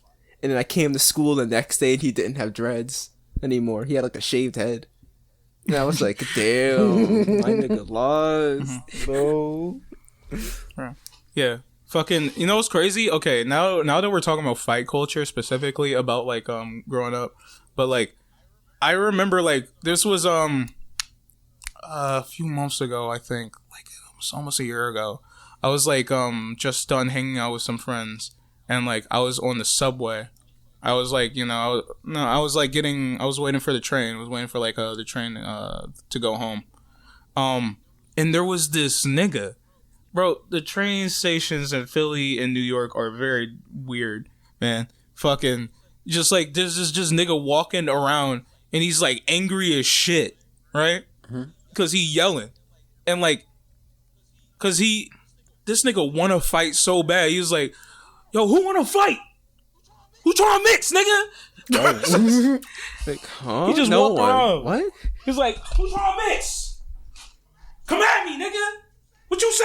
He's like, and he's just like looking around. I was like, don't look at this nigga, because I'm standing with somebody as we were having a conversation. Like, keep your mouth shut.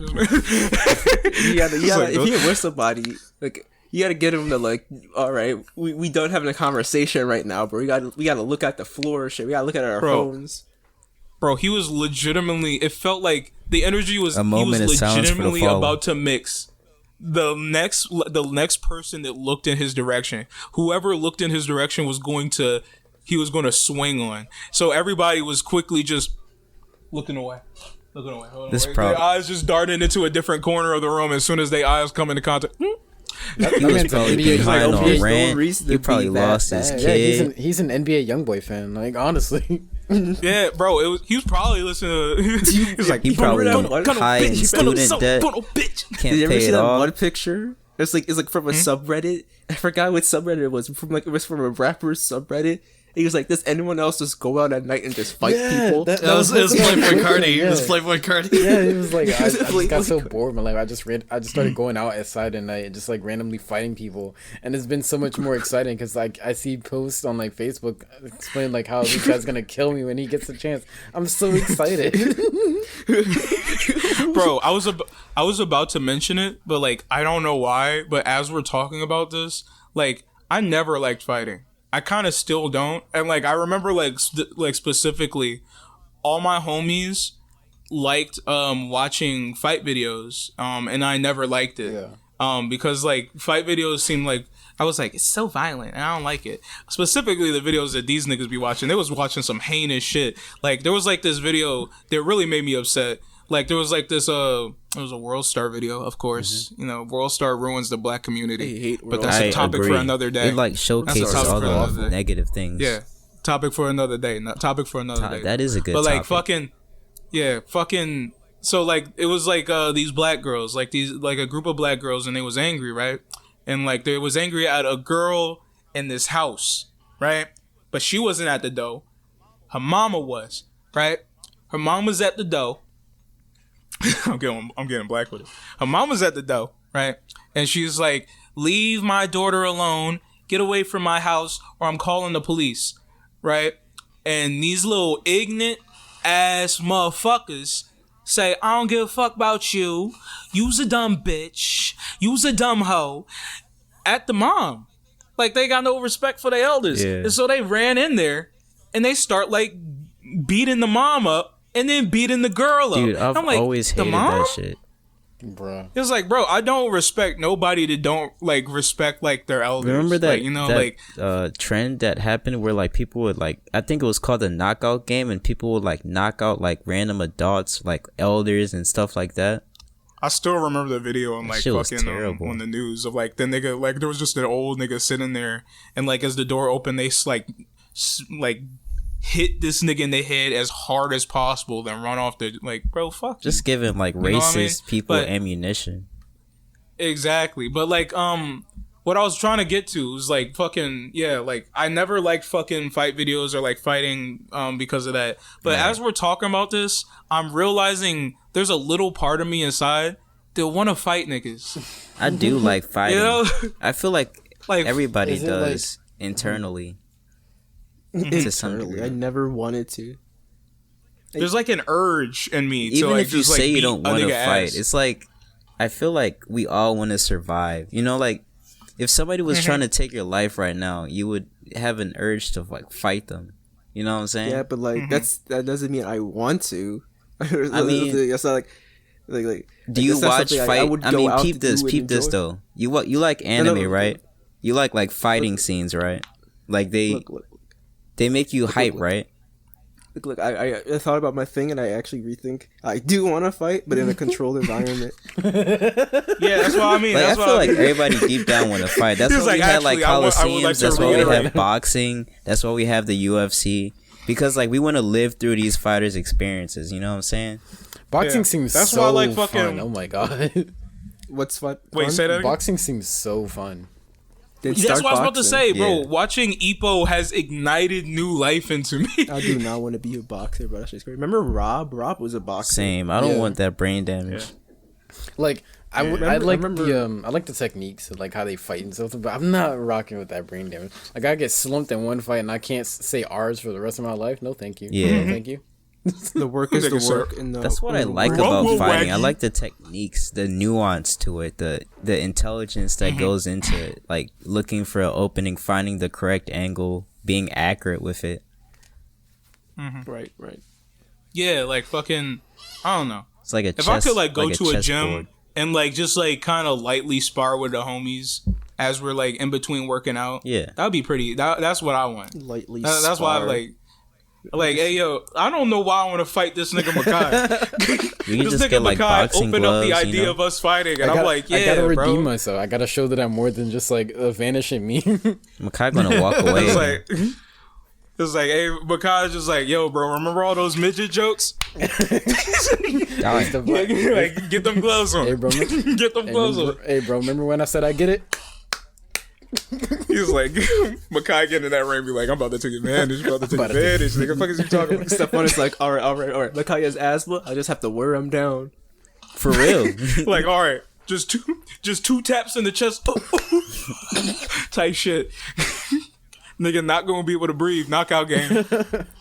It's like when you That remind me of that fucking challenge where niggas pushed on people's chest hard, like so hard until they passed out. huh? All the trends were Hilarious. terrible. I remember that that challenge. Ew. We could just like have a whole podcast talking about like the weird shit that happened in our youth, but like we're kind of a little bit off the beaten path of like. Do you think this is still on topic I of actually talking think about this like is how still we on are as topic. outcasts? 'Cause Like, it's- yeah. This is basically the fight cast at this point. Yeah. But we Yeah, still right haven't there. gotten into Dante's story yet. Wait, have we? No. We Not haven't really. finished Makai. Makai, you Makai didn't like, finish his Outcast. Oh my story. god! Wow. All right. We're like an That's hour. what I'm And, trying to say. we an hour and 27 minutes in. We've been talking about fighting the whole time. Hey, it's fine. It's Crazy. fine. All right. Gage, you like fighting, right? Do I? Well, I'm not sure. To be honest, like, when I think about it, I kind of get that, like, itch, that, like, urge to be like, I would love to, like, do that. I Like, can't to imagine. be I honest. can't imagine you fighting anyone. You seem too sweet to do it. I mean, yeah, like, Now I you never... gonna knock your ass Every out band just for has a his, point. has his All dark right. side, man. Yeah, like Gage, look at It's just look like at Gage. Look at him. It's Is- just a little.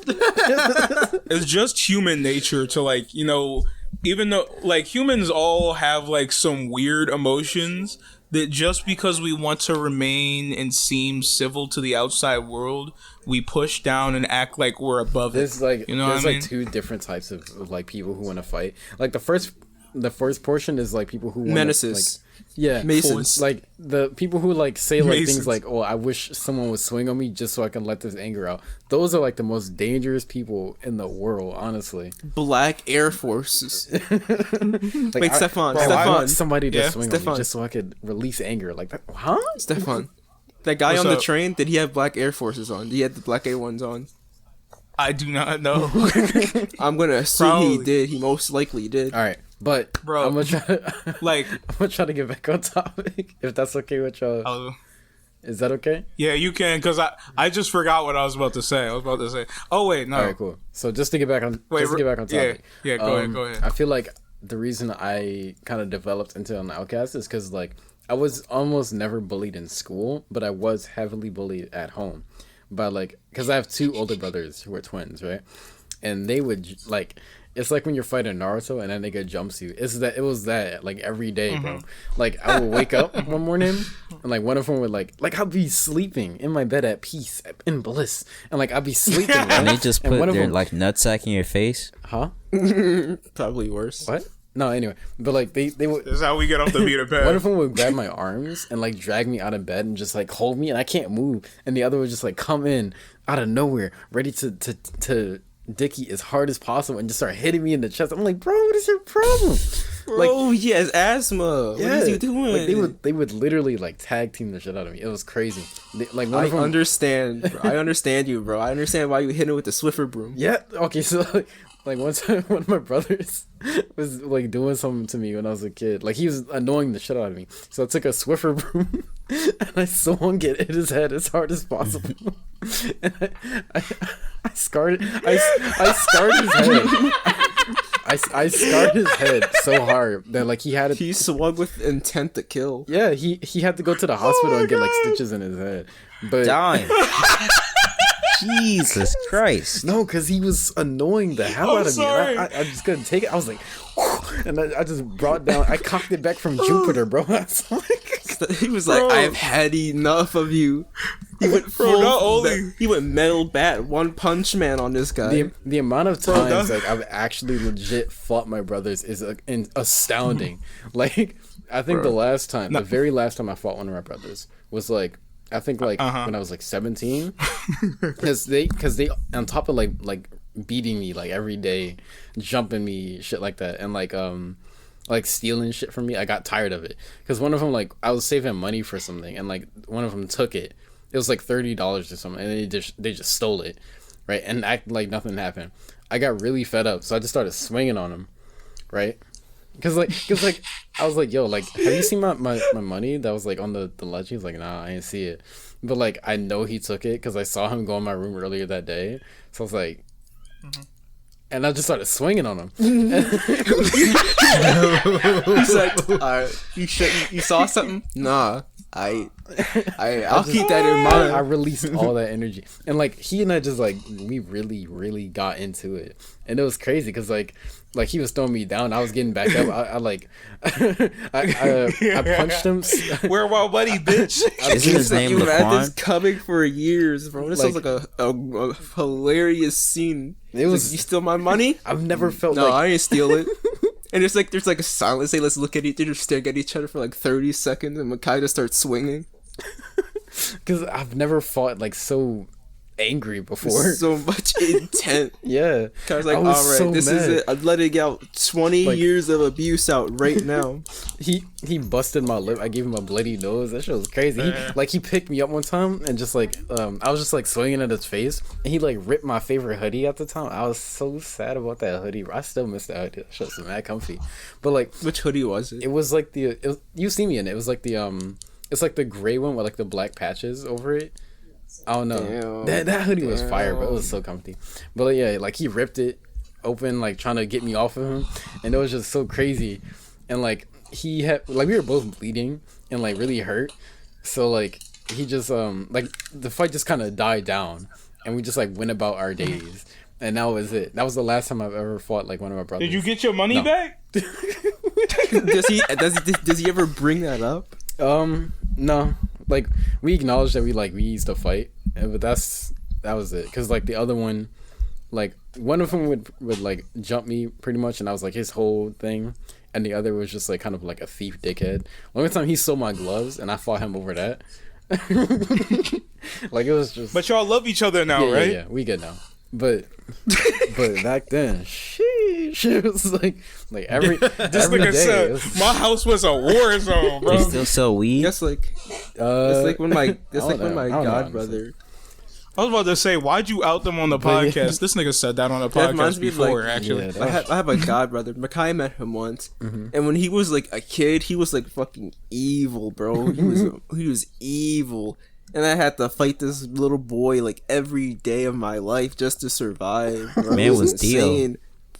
He was Dio, bro. He was Dio, and I was Jonathan, and we were fighting. We were just out here for blood every day, bro. Because he would always do some stupid shit.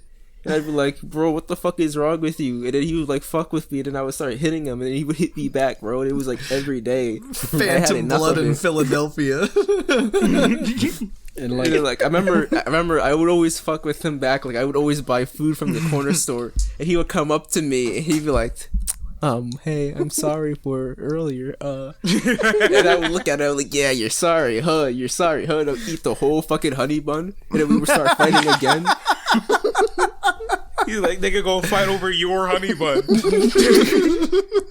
He got somewhat better. I remember, like, when I was in middle school, he was like, remember back in the day when we used to fight all the time? And I was like, oh yeah, we used to schmix frequently. Silence until a drop of water hits a leaf and then they start fighting again. Bro, I only fought my brother once, and like I think it was in the car when my mom was driving us home. Fucking vehicle about to kill us. Yeah, my mom was driving us. My mom was driving us home. It was like nighttime. It was raining, and like I was mad. I was upset for other reasons, but like Trayvon was like being a little asshole, and like I there was like this welling up feeling in me that like Trayvon did not respect me as a brother, or he didn't even like me, and I was upset and angry and confused about that, and I fucking like he said something that like tipped me off. I don't remember. Like I hit him, and then he hit me back. And we started mixing in the back seat, and my mom's like, "Hey, kids!" It was very sad. I can't make this comedic. It was just like very sad, and like I was very upset for the rest of the day because like I was not only upset that like he started hitting me like we were fighting, but like I was upset that like I hurt my brother. Sasuke Naruto like, moment. Sasuke, Naruto. She's like, I would be mad as shit if I was driving that car, bro. I would have stopped and beat both of you. The whole car swerving, there's like a dust cloud and there's like stars and shit coming out of it. My mom was mad.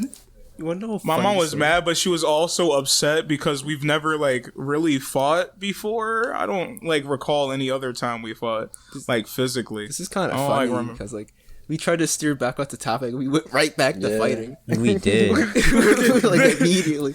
Remember one time? This is just what's on our minds today, huh? I had a friend in middle school, right? Mm-hmm. He was like my best friend, right?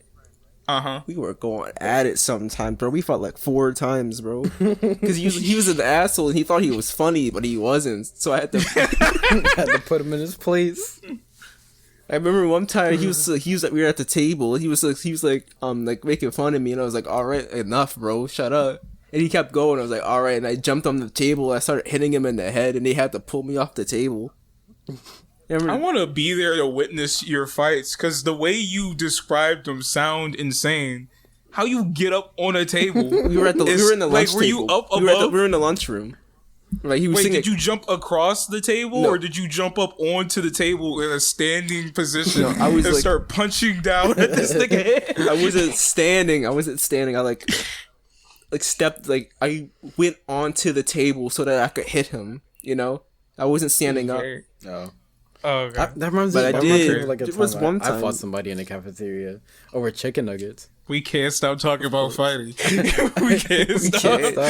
I fought. This is the fight cast, bro. When I was in elementary school, I fought somebody over chicken nuggets and I won. Did you get the chicken nuggets? Yeah. Middle school was fucking horrible. We should talk about middle school in one of these podcasts. Damn. We really fought over, like, that's an L for us, because we was really fighting over freebies. Remember the friend I was just talking about? Yeah. One time me and him were walking home, while we were walking home from school, right? Because we lived in the same direction. And I remember it was funny because like, we walked by like this group of girls, right? Mm-hmm. And like I don't know you got what happened. I need, baby. I don't know. I have absolutely no idea what happened. But we walked like a little bit more down the block, and like he turned around and he saw the girls running at us, and he said, I'll never forget this. He said, "The jig is up." And then he said,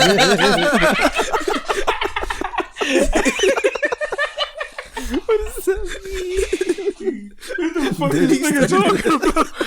He's saying nothing. What are you talking about?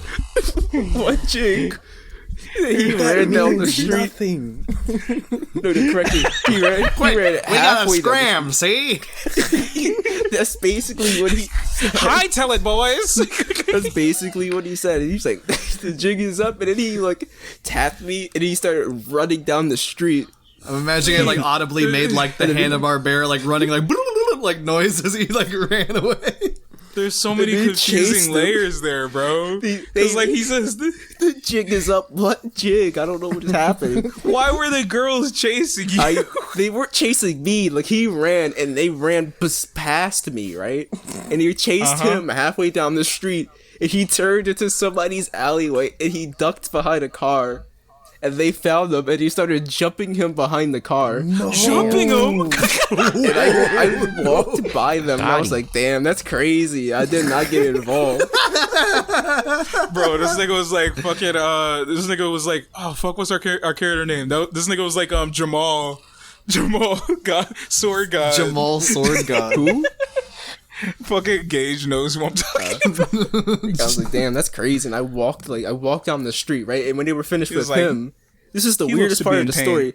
They stopped, they finished beating him up, and they ran over to me, and they like huddled around me, and like their group leaders started asking me questions. What did they ask you? They were like, do you have a girlfriend? And I was like, huh? And they were like, This nigga was about to Dude, and get then a she was like- harem in real she life. asked me, do you want to share crackers at lunch? And I was just like, what? I was so confused. And then like they walked off and laughed, and then like for the next like school year, she told everybody that I was her boyfriend. Huh? What?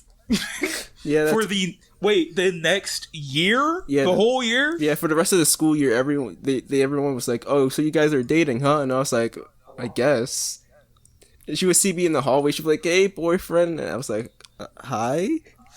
Weird. Philadelphia is so confusing. That was so bro. fucking funny. I want you to know that it disconnected me from the call. And I want you to know that the last thing I heard before leaving was she asked if I wanted to share crackers at lunch tomorrow. And then I came back and then I was like, and then for the rest of the year, she was my girlfriend.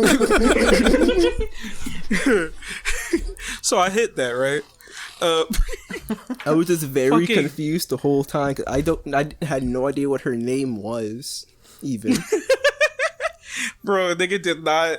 Bro, you was minding your business so hard. You was like, I don't care about her. That reminds They me. were like- I remember like her friend took up like, "Are you guys still dating?" I was like, "I don't know. You gotta ask her." That's what I said. I was like, you gotta ask her back. Like, this is I had, like, this is as one sided as it could be. That reminds me of like. I had a similar- yeah, you go first. Oh no, my bad. I had like a similar story about like a girl suddenly becoming my girlfriend for no reason while I was minding my own business. Right? I was sitting in class facing a wall because I was a little disruptive kid. So like they put me at the front of the classroom near the teacher's desk in front of a wall. It's like the start of an anime. Like they have this character staring at a wall, so you know he's disruptive. Yeah, fucking. But like, I was like doing my work finally, and behind me, oh Dante, we saw this girl. Like I remember we were walking together, and like there was like a girl, and she was like, "Hey, yo, Stefan, is that you?" And I was like, "Hey," and like we kept it moving because like I had bad memories because like this girl was behind me, Amira. Her name brings me pain because I tried to diss her using her name. I tried to diss her, but I'll tell you about it in a second. But like, I was sitting there like staring at this wall doing my work, and I heard from behind me, "Hey, Stefan," and I'm like, You're like, "Aren't you my boyfriend?" I'm like, "Huh?" She's like, "You're my boyfriend, right?" And I'm just like, "Shit, yeah." So for the next 2 days, this was my girlfriend, in which I didn't, because I don't know what love is, promptly told her I love her. On the most young boy essence shit you've ever seen, bro. Bro, and like, we broke up, not because of that. She also enjoyed me saying that. I don't know why. Maybe she was weird too. But I remember I was walking, cause like I was like, I got a girlfriend, my grades up. No, they weren't. I'm good. Like I'm like walking down the stairs, about to go home because it's the end of the day and I don't feel like doing shit. I'm trying to go home and play, you know what I mean? Games or whatever. I don't know what the fuck I was doing. But like I remember her and a posse of girls came up to me on the stairs like, "Hey, Stefan." I'm like, yeah. He's like, we gotta break up, okay? I'm like, all right, why? Because I was involved in a relationship, and I know I said I loved her, but like, I can't move on. I'm good. I'm like, why? And she's like, all the other kids in school are making fun of me because I'm dating you. Damn. So we gotta break up. Damn. And I was like, all right, cool. And then I started jumping down the stairs. I jumped over the railing twice to jump downstairs, as I do every day, because I like to go. So she broke up with me, and then I just did parkour. I have a similar story where I just realized, just you saying you broke up. Realized she never broke up with me in middle school, so we're technically still dating. So, honey, if you're out there, happy 10th anniversary. Hold on, wait. All right, okay, yeah. After she broke up with me, I felt upset a little bit, because I was like, why she break up with me, man? It's and I was like, because her friends was making fun of you. I was trying to reconcile this fake relationship I had. I was like, listen, baby, we don't need them. It's just you and me. Type shit. And I remember there was this one girl that was her friend that was sitting next to her, and this was the insult that fucked me up. She said that I was ugly, which is a lie, because I'm not ugly. I'm very handsome. But she said I was ugly. She said I was ugly, and I was like, I said I'm not a mirror, as in the one you look into, because I thought that would be a good comeback. But she was a mirror was sitting next to her. She was like, "You talking about me?" And I was like, "Oh, I meant a mirror." Fuck.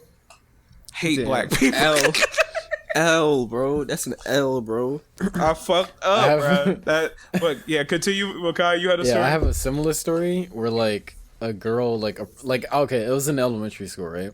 So I was in class just minding my business, and then we were about to go to recess, right? And so it was probably lunchtime and then recess, but so it was lunchtime recess-ish time, right? So I went outside. I was walking towards the playground so I can get on the swing. And then, this one girl in my class, right? She walks up with, 2 other homies, right? So it's just, these 3 girls. And, the leader, approaches me, right? And then, she's like, hey, can you come with us? And I'm like, okie dokie. And, I fucking, I blindly followed, these 3 girls to, the corner of the playground or whatever. And, they have me sit down. And then she's, reading, a poem she wrote for me. I don't know if I told y'all this, but she wrote a poem for me, right?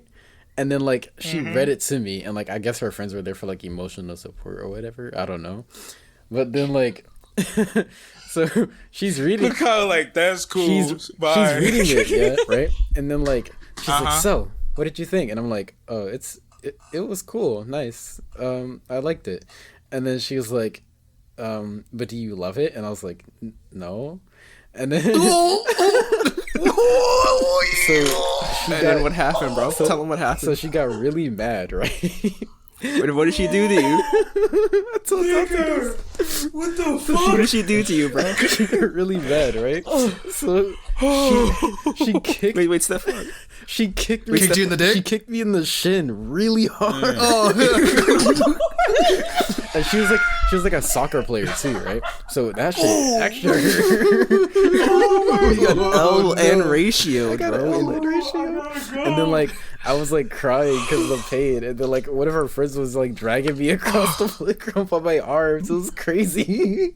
Damn. It's so weird. Why does this always happen? This is always the group of girls approach you and the leader steps up and is like, hey. It's like the Ed and Nettie It's it girls. gives you the same vibes as the fucking Canker sisters. Yeah, I just said the Ed and Nettie sisters.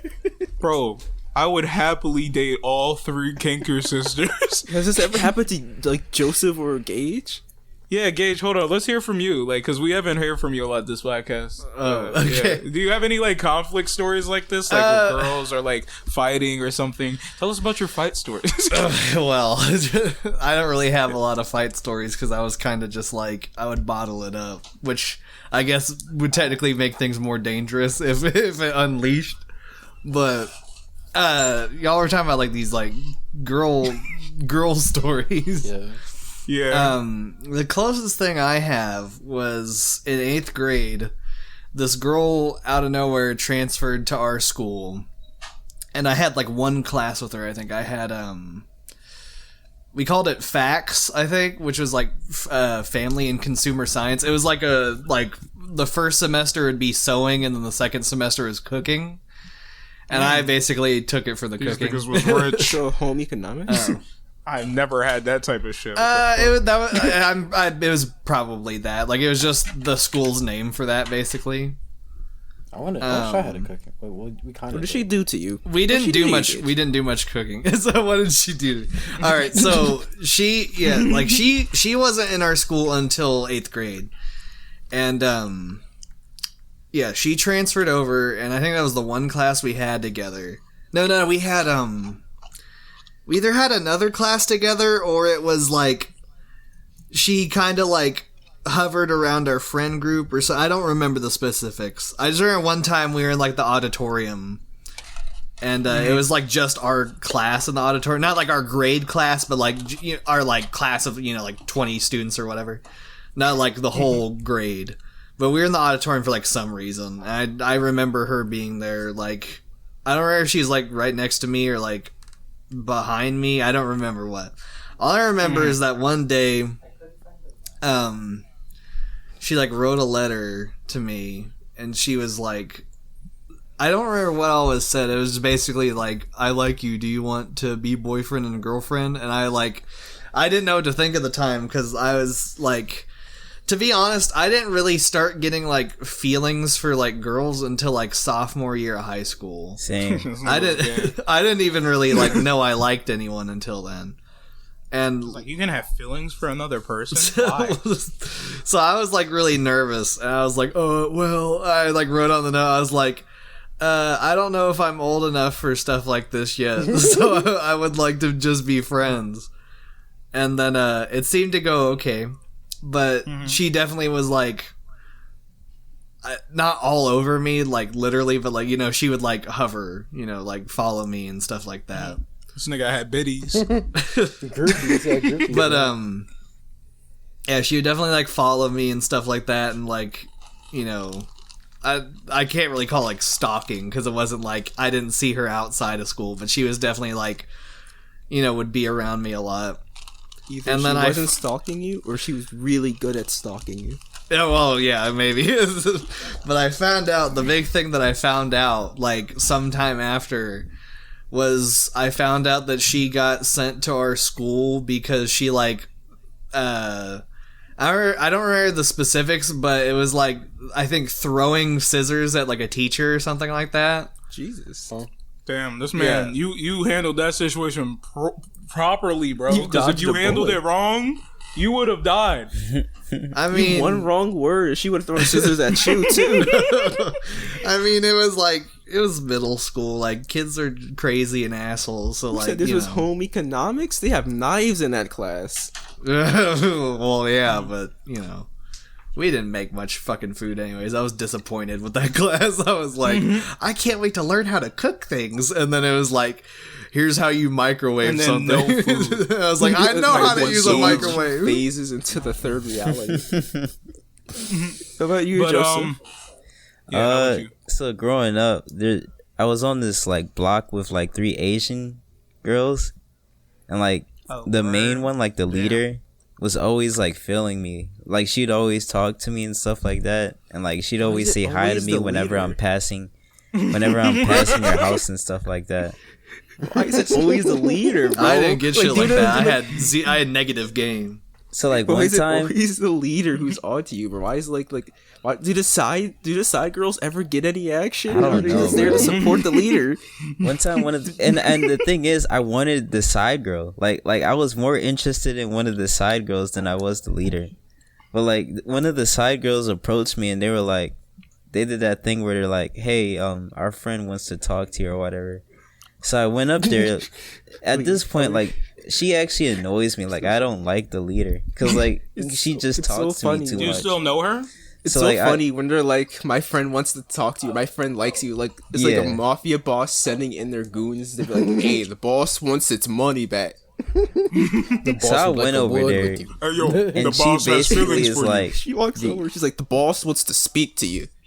she's basically like, "Do you want to be girlfriend and boyfriend?" And I don't know why, but this shit scared the shit out of me. Like I was terrified. like for some reason I was thinking about marriage. Like I was thinking about like my parents and This shit. I nigga. was like, what? I don't want to be old. What are you talking about? I don't know why, but I felt like girlfriend and boyfriend would like age me up or some shit. Like I was a dumb young boy back then, so I wasn't. This nigga go kiss her, and then he go just like fucking start. Yeah, growing all of a old. sudden I'm He's gonna have start a house and growing kids gray and hairs. shit. So I was like, nah. Nigga, go if we hold hands, you gonna get pregnant type thinking. But the most embarrassing Fucking- thing is that I didn't say no. I just ran away from her. Oh no! Like I We just were some cut through the awkward alleyway ass and then I young just did. boys. Bro, Girls are so I think- strange, bro. I think the most bewildering thing of that that story you just told is that like you had Asian people living in your neighborhood. Yeah, Yeah, that was pretty bewildering. there's a lot of I did Asian not- people I in my didn't- neighborhood. I did not have a diverse neighborhood, bro. I didn't even have a diverse school. There was like white people there sometimes, but they were like fucking illustrious figures. They would be there and then they would be gone. Like just like Aiden, he was at our school and then he was at a better school. I have like Fuck him. more I knew weird an Asian stories girl with once. women, young girls. You should probably When I was a young boy. That sounds creepy out of Yeah, context. no. Look, listen. Why would you say Girls my young age. girls? Girls my age. Girls my age. Fuck. Cut that out. Cut that out. I have more stories of me following women to closets No, and beating wait. them. That was once, and I didn't like her. She sucked. I remember I was. I really thought young. there was more to that. I remember one time I was really young, and this one girl had a crush on me, and I knew it because it was extremely obvious.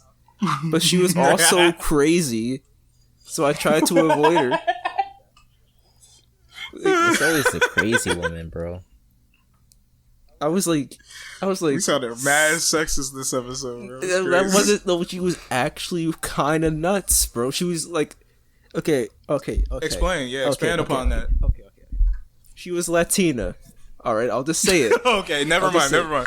That explains everything. Okay. Yeah. Okay. That was horrible of me. Why would I I'm just like, so I've been shaking my head half this podcast. Sexism. And she was strange. I remember one time we were in a pool, right? We were like in one of those fucking little ghetto pools that you buy from Walmart. Like an inflatable kiddie pool Yeah, or like the an blue above ones? ground pool? Above ground. Yeah, it was a blue one. Yeah, And we I were know like, what you're talking we were about. in there. It was like The shit all with the way too neighborhood much kids were chlorine. in there, right? Certified and, like- hood classic. The kids left. All the kids left. I don't know why. The kids left. It was just me and her in the pool. And she kept talking to me. And like I don't remember anything she said except for her asking me if we wanted to have sex in the pool. What? What did you say? Look, How old were you guys? like 6? 7? I looked at her. I looked at her and I was like, huh? Oh my, yo, I'll talk to y'all later. That is the end of this podcast. Thank you for tuning in. Jeez. Oh my god. Lord, have mercy on my soul. Let me get some of this in there. Father, what was that? Man. What was that prayer that you said about No, temptation? don't even say that. There were 6 to 5. no. No, not like Yo, that. what, be like dry humping in the water? All right. Cut Cut that out. That's staying in. That's staying in. That is not about to get a staying. knock on my That door was because you horrible. did, bro. I swear to God. That's staying in. Podcast That was- runs buck wild. Please FBI open continue, run. because Continue, because what the fuck? Everyone loses their mind. It was weird to me too at the time. Even at the time. Did you even know what the word was? I know, ish, kinda. They showed us like a film in school. Was that sermon about damnation? And I was like, What was that sermon about temptation? I that you looked at gave? her and I was like, what? And then I got out the pool. I would have gotten out the pool too. Wise move, bro. Brilliant Wise chess move. move. Wait. Oh my god. No, because it's even more fucked up. Because she's 6 years old. Why does she know about that? Hey yo, Bro, Bro, it is a- 6 What's years going old, bro. on? That's actually normal, bro. Like in my elementary school, bro. She probably didn't even know what it was. 6-year-olds, She was bro? probably just saying shit. They be That's like the going most crazy. likely scenario. That, She yeah, was that just is a saying shit. chance that they thought it was just something like a hug or like a kiss or something. Yeah. Or hopefully. like, hopefully. Did you know what sex was? Me? Dante at that I was time? about to say. No, nigga, why am I talking to you? I'm talking to Dante. And so Michai was like standing outside the pool, just standing there. Yeah, Michai was there the whole I was time. posted He up. was in a hoodie and he was turning away, fading into the crowd. I don't know about y'all, but I found out about sex because like Uh-huh. y'all know the like those premium shows on like on demand. Like Oh, I don't know how to explain No. it, but like basically there's like this show that just like non-stop sex, bro. Like I don't like, and my cousin flipped through it. Like my cousin knew about it, so he flipped through it, and bro, that was my first experience, like seeing that This is shit. the first time watching porn. Yeah, I'd like to give like an acknowledgement to our female viewers if you've made it through this far. I am sorry about everything. We do, in fact, respect women. I here thought at Dante was Outcasted. about to say, I'm single. And I was like, no. It was like, I don't think, like this has not been a great advertisement for our boy. Stay away Maybe from the next closet. episode. Stay away from the closet. Dante will follow you in. That's like a Goosebumps book title. Stay away from the closet. Woman in her closet right now is like, I think I heard something, and then you just see like dreads, Fist through door.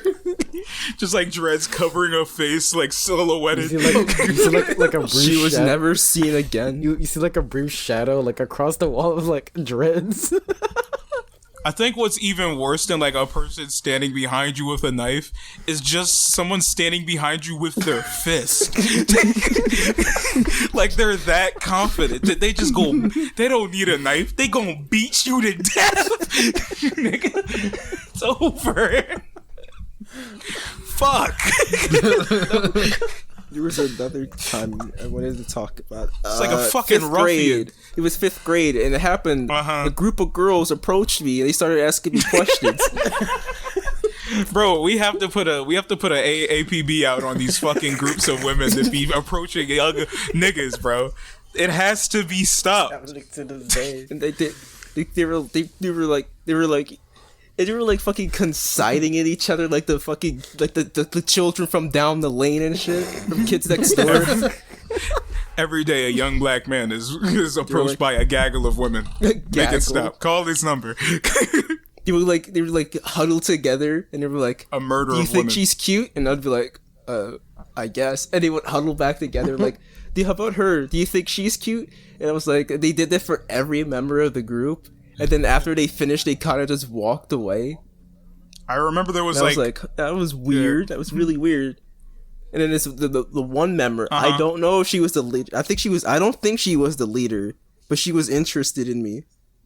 And that's probably why the group didn't keep approaching me after that. bro, I remember like in high school we were walking together and like a girl did that to like one of us. Like they were like across the street and they yelled like, "Hey yo, my friend wants you." And we, being the niggas we were, like, "Hey yo, holla at me, nigga." They unfortunately did not holler. They did not holler. We are hollerless. But It's always so funny. But, 'cause, like if you like this is like a thing you see on the internet, but it's like hilariously true, where people were like, guys are woefully unaware women like them. Yeah. Like, you know that. I Like, think that would. you ever been sitting there one day like years later and you're like, oh shit, you know?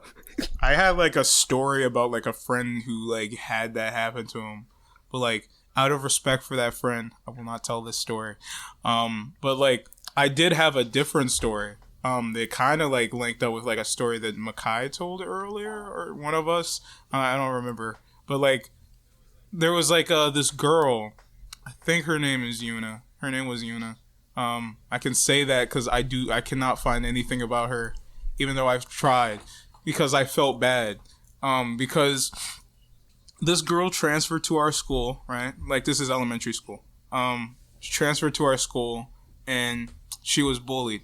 The reason she was bullied, though, kind of one of the most heinous things, like, I've witnessed in my school. She had, like, messed up teeth. That's fine. That happens. She, like, maybe she was, like, a bit eccentric. Her breath was a little bit bad sometimes, but you know that happens. That we're kids. Kids are disgusting. But the reason she was bullied, right, is because she had a tumor. Huh? That's horrible. Damn. She had a tumor in her head, and niggas made fun of her because of that. Yo, she's dying. Bro. That is That's highly so fucked up. Don't make me laugh. Don't make me. Yo, she's dying. That's not funny. I remember. I knew of her because I thought she was cool because she acted weird and it was just like me, but like I realize now she was probably acting weird because she has a tumor in her head, and I remember her specifically because I think she liked me, and I remember like people were like kind of snitching about that. She was like, "Hey, yo, Steph, Yuna like you," and they would say that right next to her, and then I would be like, because like.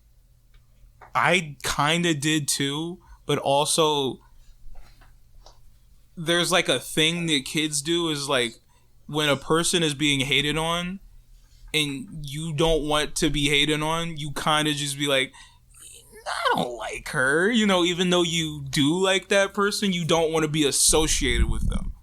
But I still wanted to be friends with her, but I think that ruined our relationship. And after that, she just stopped showing up. Damn. And it was really sad. And like, I wonder if she's okay. I hope she kind of recovered. Yeah, the bullying was pretty harsh. She was getting into fights and shit, which is probably not good when you have like school then. You know. Cause like they had to switch my school a bunch of times. I remember, except in middle school, like in middle school, that was the last time I got they just switched my fucking class. They just moved me across the class. Movie from one class to the other. We don't got no more schools for this nigga. Just change classes. It's like one time in first grade, I had a friend, right, and I told him that I liked a girl, and he snitched on me the next day at school. I remember it was at the lunch table. So I was like, you should have "Hey, shot that Dante," nigga. And I was like, "Oh no, nobody ever calls my name, bro." Like, "Do you like Williati?" And I look over to her, and she's looking at me, and I'm like, "Damn." I could change the tides of fate right now. My answer is going to change the entire history of my entire life. And I said no. L. It doesn't pronounce it no. Bro, fucking, I mean, like, bro, back then, you could have had any shorty you wanted, bro. Like, you know, you could have had all the graham crackers and apple juices you wanted if you had your dreads that you do now. It's so weird to think about. I remember third like grade? I remember you as like when you talk about these stories, like I'm imagining you with dreads, but I got remember that you had the bald head. You were bald headed back then. I wasn't fully bald. I had to shave it. Yeah. I remember. But you had the smackable, right? Yeah, it was smackable. You got the smacky bee.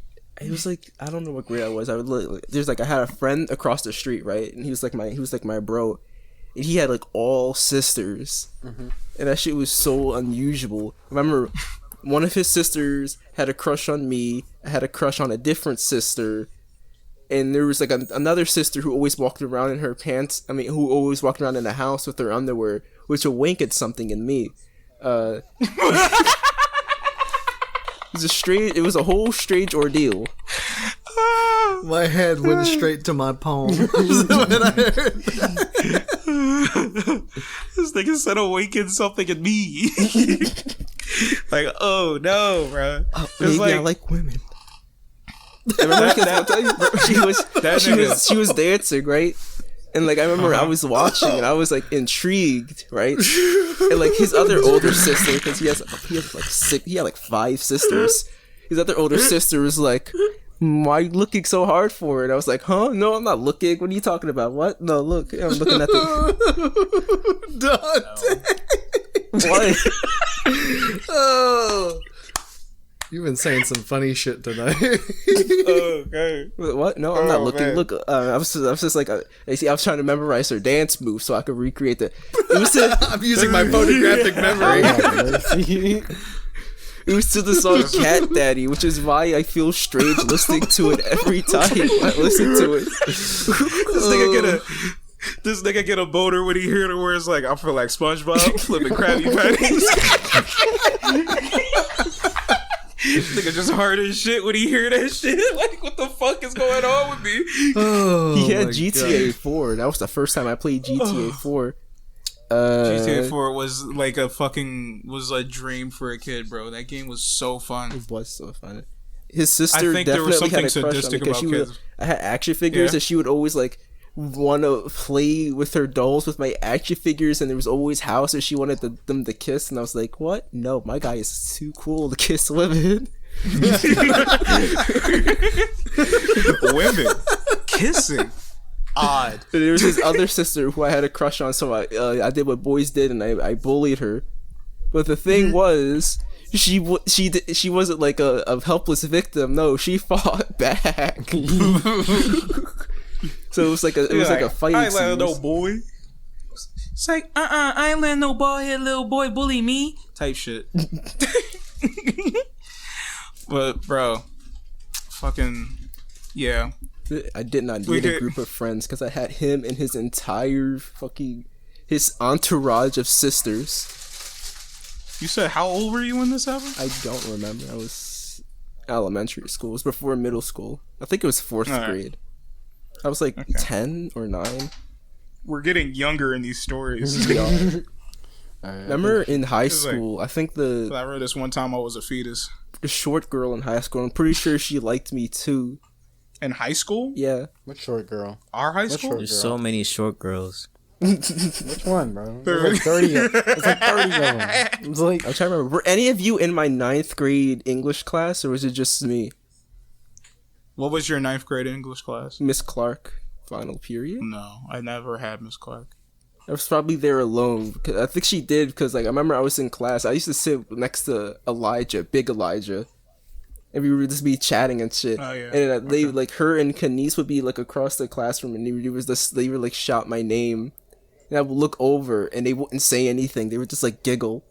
And I was like, huh? The kids. Oh, Sakia? Damn, I'll put her whole government out Was there. it? I don't think it was Sakia. I don't know what her name was. I don't She's remember. the only That person that remind was me. near Kanice. I'll look Bro. it up in the yearbook after the podcast. And I was like, That remind me, I like, never when I really was, thought like- about it. I was like, huh. That's weird. And I didn't think about it at all until like after Bro. high school. I was like, hey, why did Nigga she missed do that? out. Nigga missed out. Bro, that remind me, like, when I was, like, on the train one time, like, in high school. Like, I was fucking... I don't know where I was going. I think I fucked up on the train and I got lost. I was, like, I was on a train going somewhere I wasn't supposed to. I was like, okay, I gotta take another train to get back where I need to. And there was, like, this girl on the train. And she just kept looking at me. And I kept looking at her because she was looking at me. And every time I looked at her, she would start giggling. And, like, I was thinking, is this girl digging me? And then, like, later, like, I just realized, oh, she just laughing at me. Because I tried to say hi, and she cracked up. I was like, why the fuck are you laughing at me? I'm just sitting on this damn train. And I got off the goddamn bus. got off at the wrong stop. I I got so off at the embarrassed. wrong stop to get onto another bus, so I wasn't near her. Bro, that was some fucked up shit, bro. You had Shit to like that happen escape. all the time. I had to evacuate the scene. It was you like, know, oh quickly. shit, I embarrassed myself in front of the Expeditiously. hose. The hose was embarrassing me because I was chilling in my mental. I made a sad like fucking Snapchat about it too. It was like niggas laughing at me on the train, sad face. This got laughed at. Don't talk to me tonight. Real ones know. It was sad then. It was like, funny. It's funny now. It's hilarious now. No offense, bro, but that's kind of funny. They do say comedy is tragedy plus time. That is true. That is. I mean, I'm waiting to laugh at the bullshit going on right now. It'll be hilarious in a couple of years. Give it some time. I think we should start wrapping it up right here. Yeah, it's a 2-hour podcast. We've been going at it. Hey man, if y'all feel like y'all said everything y'all needed to say, I'm fine with that. I mean, like I got plenty of stories, but maybe we can save it for another time. Yeah, we have to save our stories. Let's I'm gonna wrap it up with continue. No, I'm just thinking like our subjects for this podcast was supposed to be being outcasted, but we ended up talking about fights and women. Yeah, That's why I think the perfect title is When Push Comes to Shove. Where's the push? What's the? We'll talk about this later, guys. If you enjoyed our podcast, make sure you leave a like. I got this. Make sure you subscribe. Shut up, nigga. Make sure you leave a comment and share it with your friends, so they can be outcasts too. Anyway, so we're gonna I'm gonna leave out on a message because like even though we weren't like really talking about like the same topic that we were talking about last time, which in my opinion is pretty good because I don't want us to like rehash old topics, but like, you know, it's clear from this conversation, even though like a lot of these situations are funny in retrospect, you think about them, it's clear that like, you know, we've had like a little bit of trouble like, you know, in our life, like with social cues or whatnot, and like understanding people and people just being weird to us, and we just like feeling like we're normal but also being abnormal compared to what is considered normal around us. You know what I mean? Mm-hmm. And it's very hard when you're just trying to like live, and like the way that you're living doesn't align with many people's standard for how you should be behaving. Because, you know, you get like people like these girls that like like these girls that like used to talk to us or like used to like be like, hey yo, you're my boyfriend. Think like you gonna like weirdly conform to like some like girl just randomly assigning you as their partner randomly. Happy 10th anniversary to Dante, by the way. But like, or fucking we have to like just accept the fact that people like these people that we fight that want to fuck with us now want to be our friends. Like, it's very strange, you know, just coasting from day to day dealing with shit like this. I mean, at least in the past. And it's good to like, you know, come here and talk with you guys about like our experiences. Sorry, to Gage, you didn't get a lot in this episode, it seems. I mean, I didn't know if you wanted to say anything or like or if we were talking over you or anything. Nah, I was mostly just along for the ride this one. I wanted to give Michai and Dante the floor since we had the floor last time. I agree. Yeah. I think it would be interesting. How about this? How about we end on what is something that you, the audience, would like to hear us talk about? Whether that's real life experiences or like a hypothetical. Like we were talking about like superhero stuff, like a hypothetical like that, where it's like, what if you had superpowers? Or like, what would you like to hear us talk about? And maybe next time we'll talk about it. What, or better yet, to phrase it more accurately, what conversation point do you want us to consider talking about at the beginning, but going off on our own funny tangents and thinking about life through like that's vaguely related to that topic? I think that's probably what's gonna happen. But we do want to hear from you guys in the comment section below, because this is the end of the podcast, and that's the end of Outcasted for this week. And I've been all smiles. I'm not ending it yet. Wait, because like, thank you for liking. Please like, comment. We love to read your comments. We love to hear it.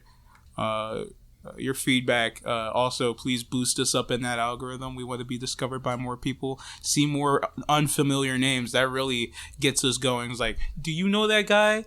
No, I don't know that guy. Do you know that guy? No. Oh, that's just a guy? that's just a guy who commented. Let's go. You know, like I like seeing that shit. Share us, tell your friends about us. You know, we're doing a lot of stuff. Do you want to talk about like what we got planned for the channel this week? We're making new broadcasted. We're doing a lot more gaming videos. Finally, new broadcast that we actually have some recorded.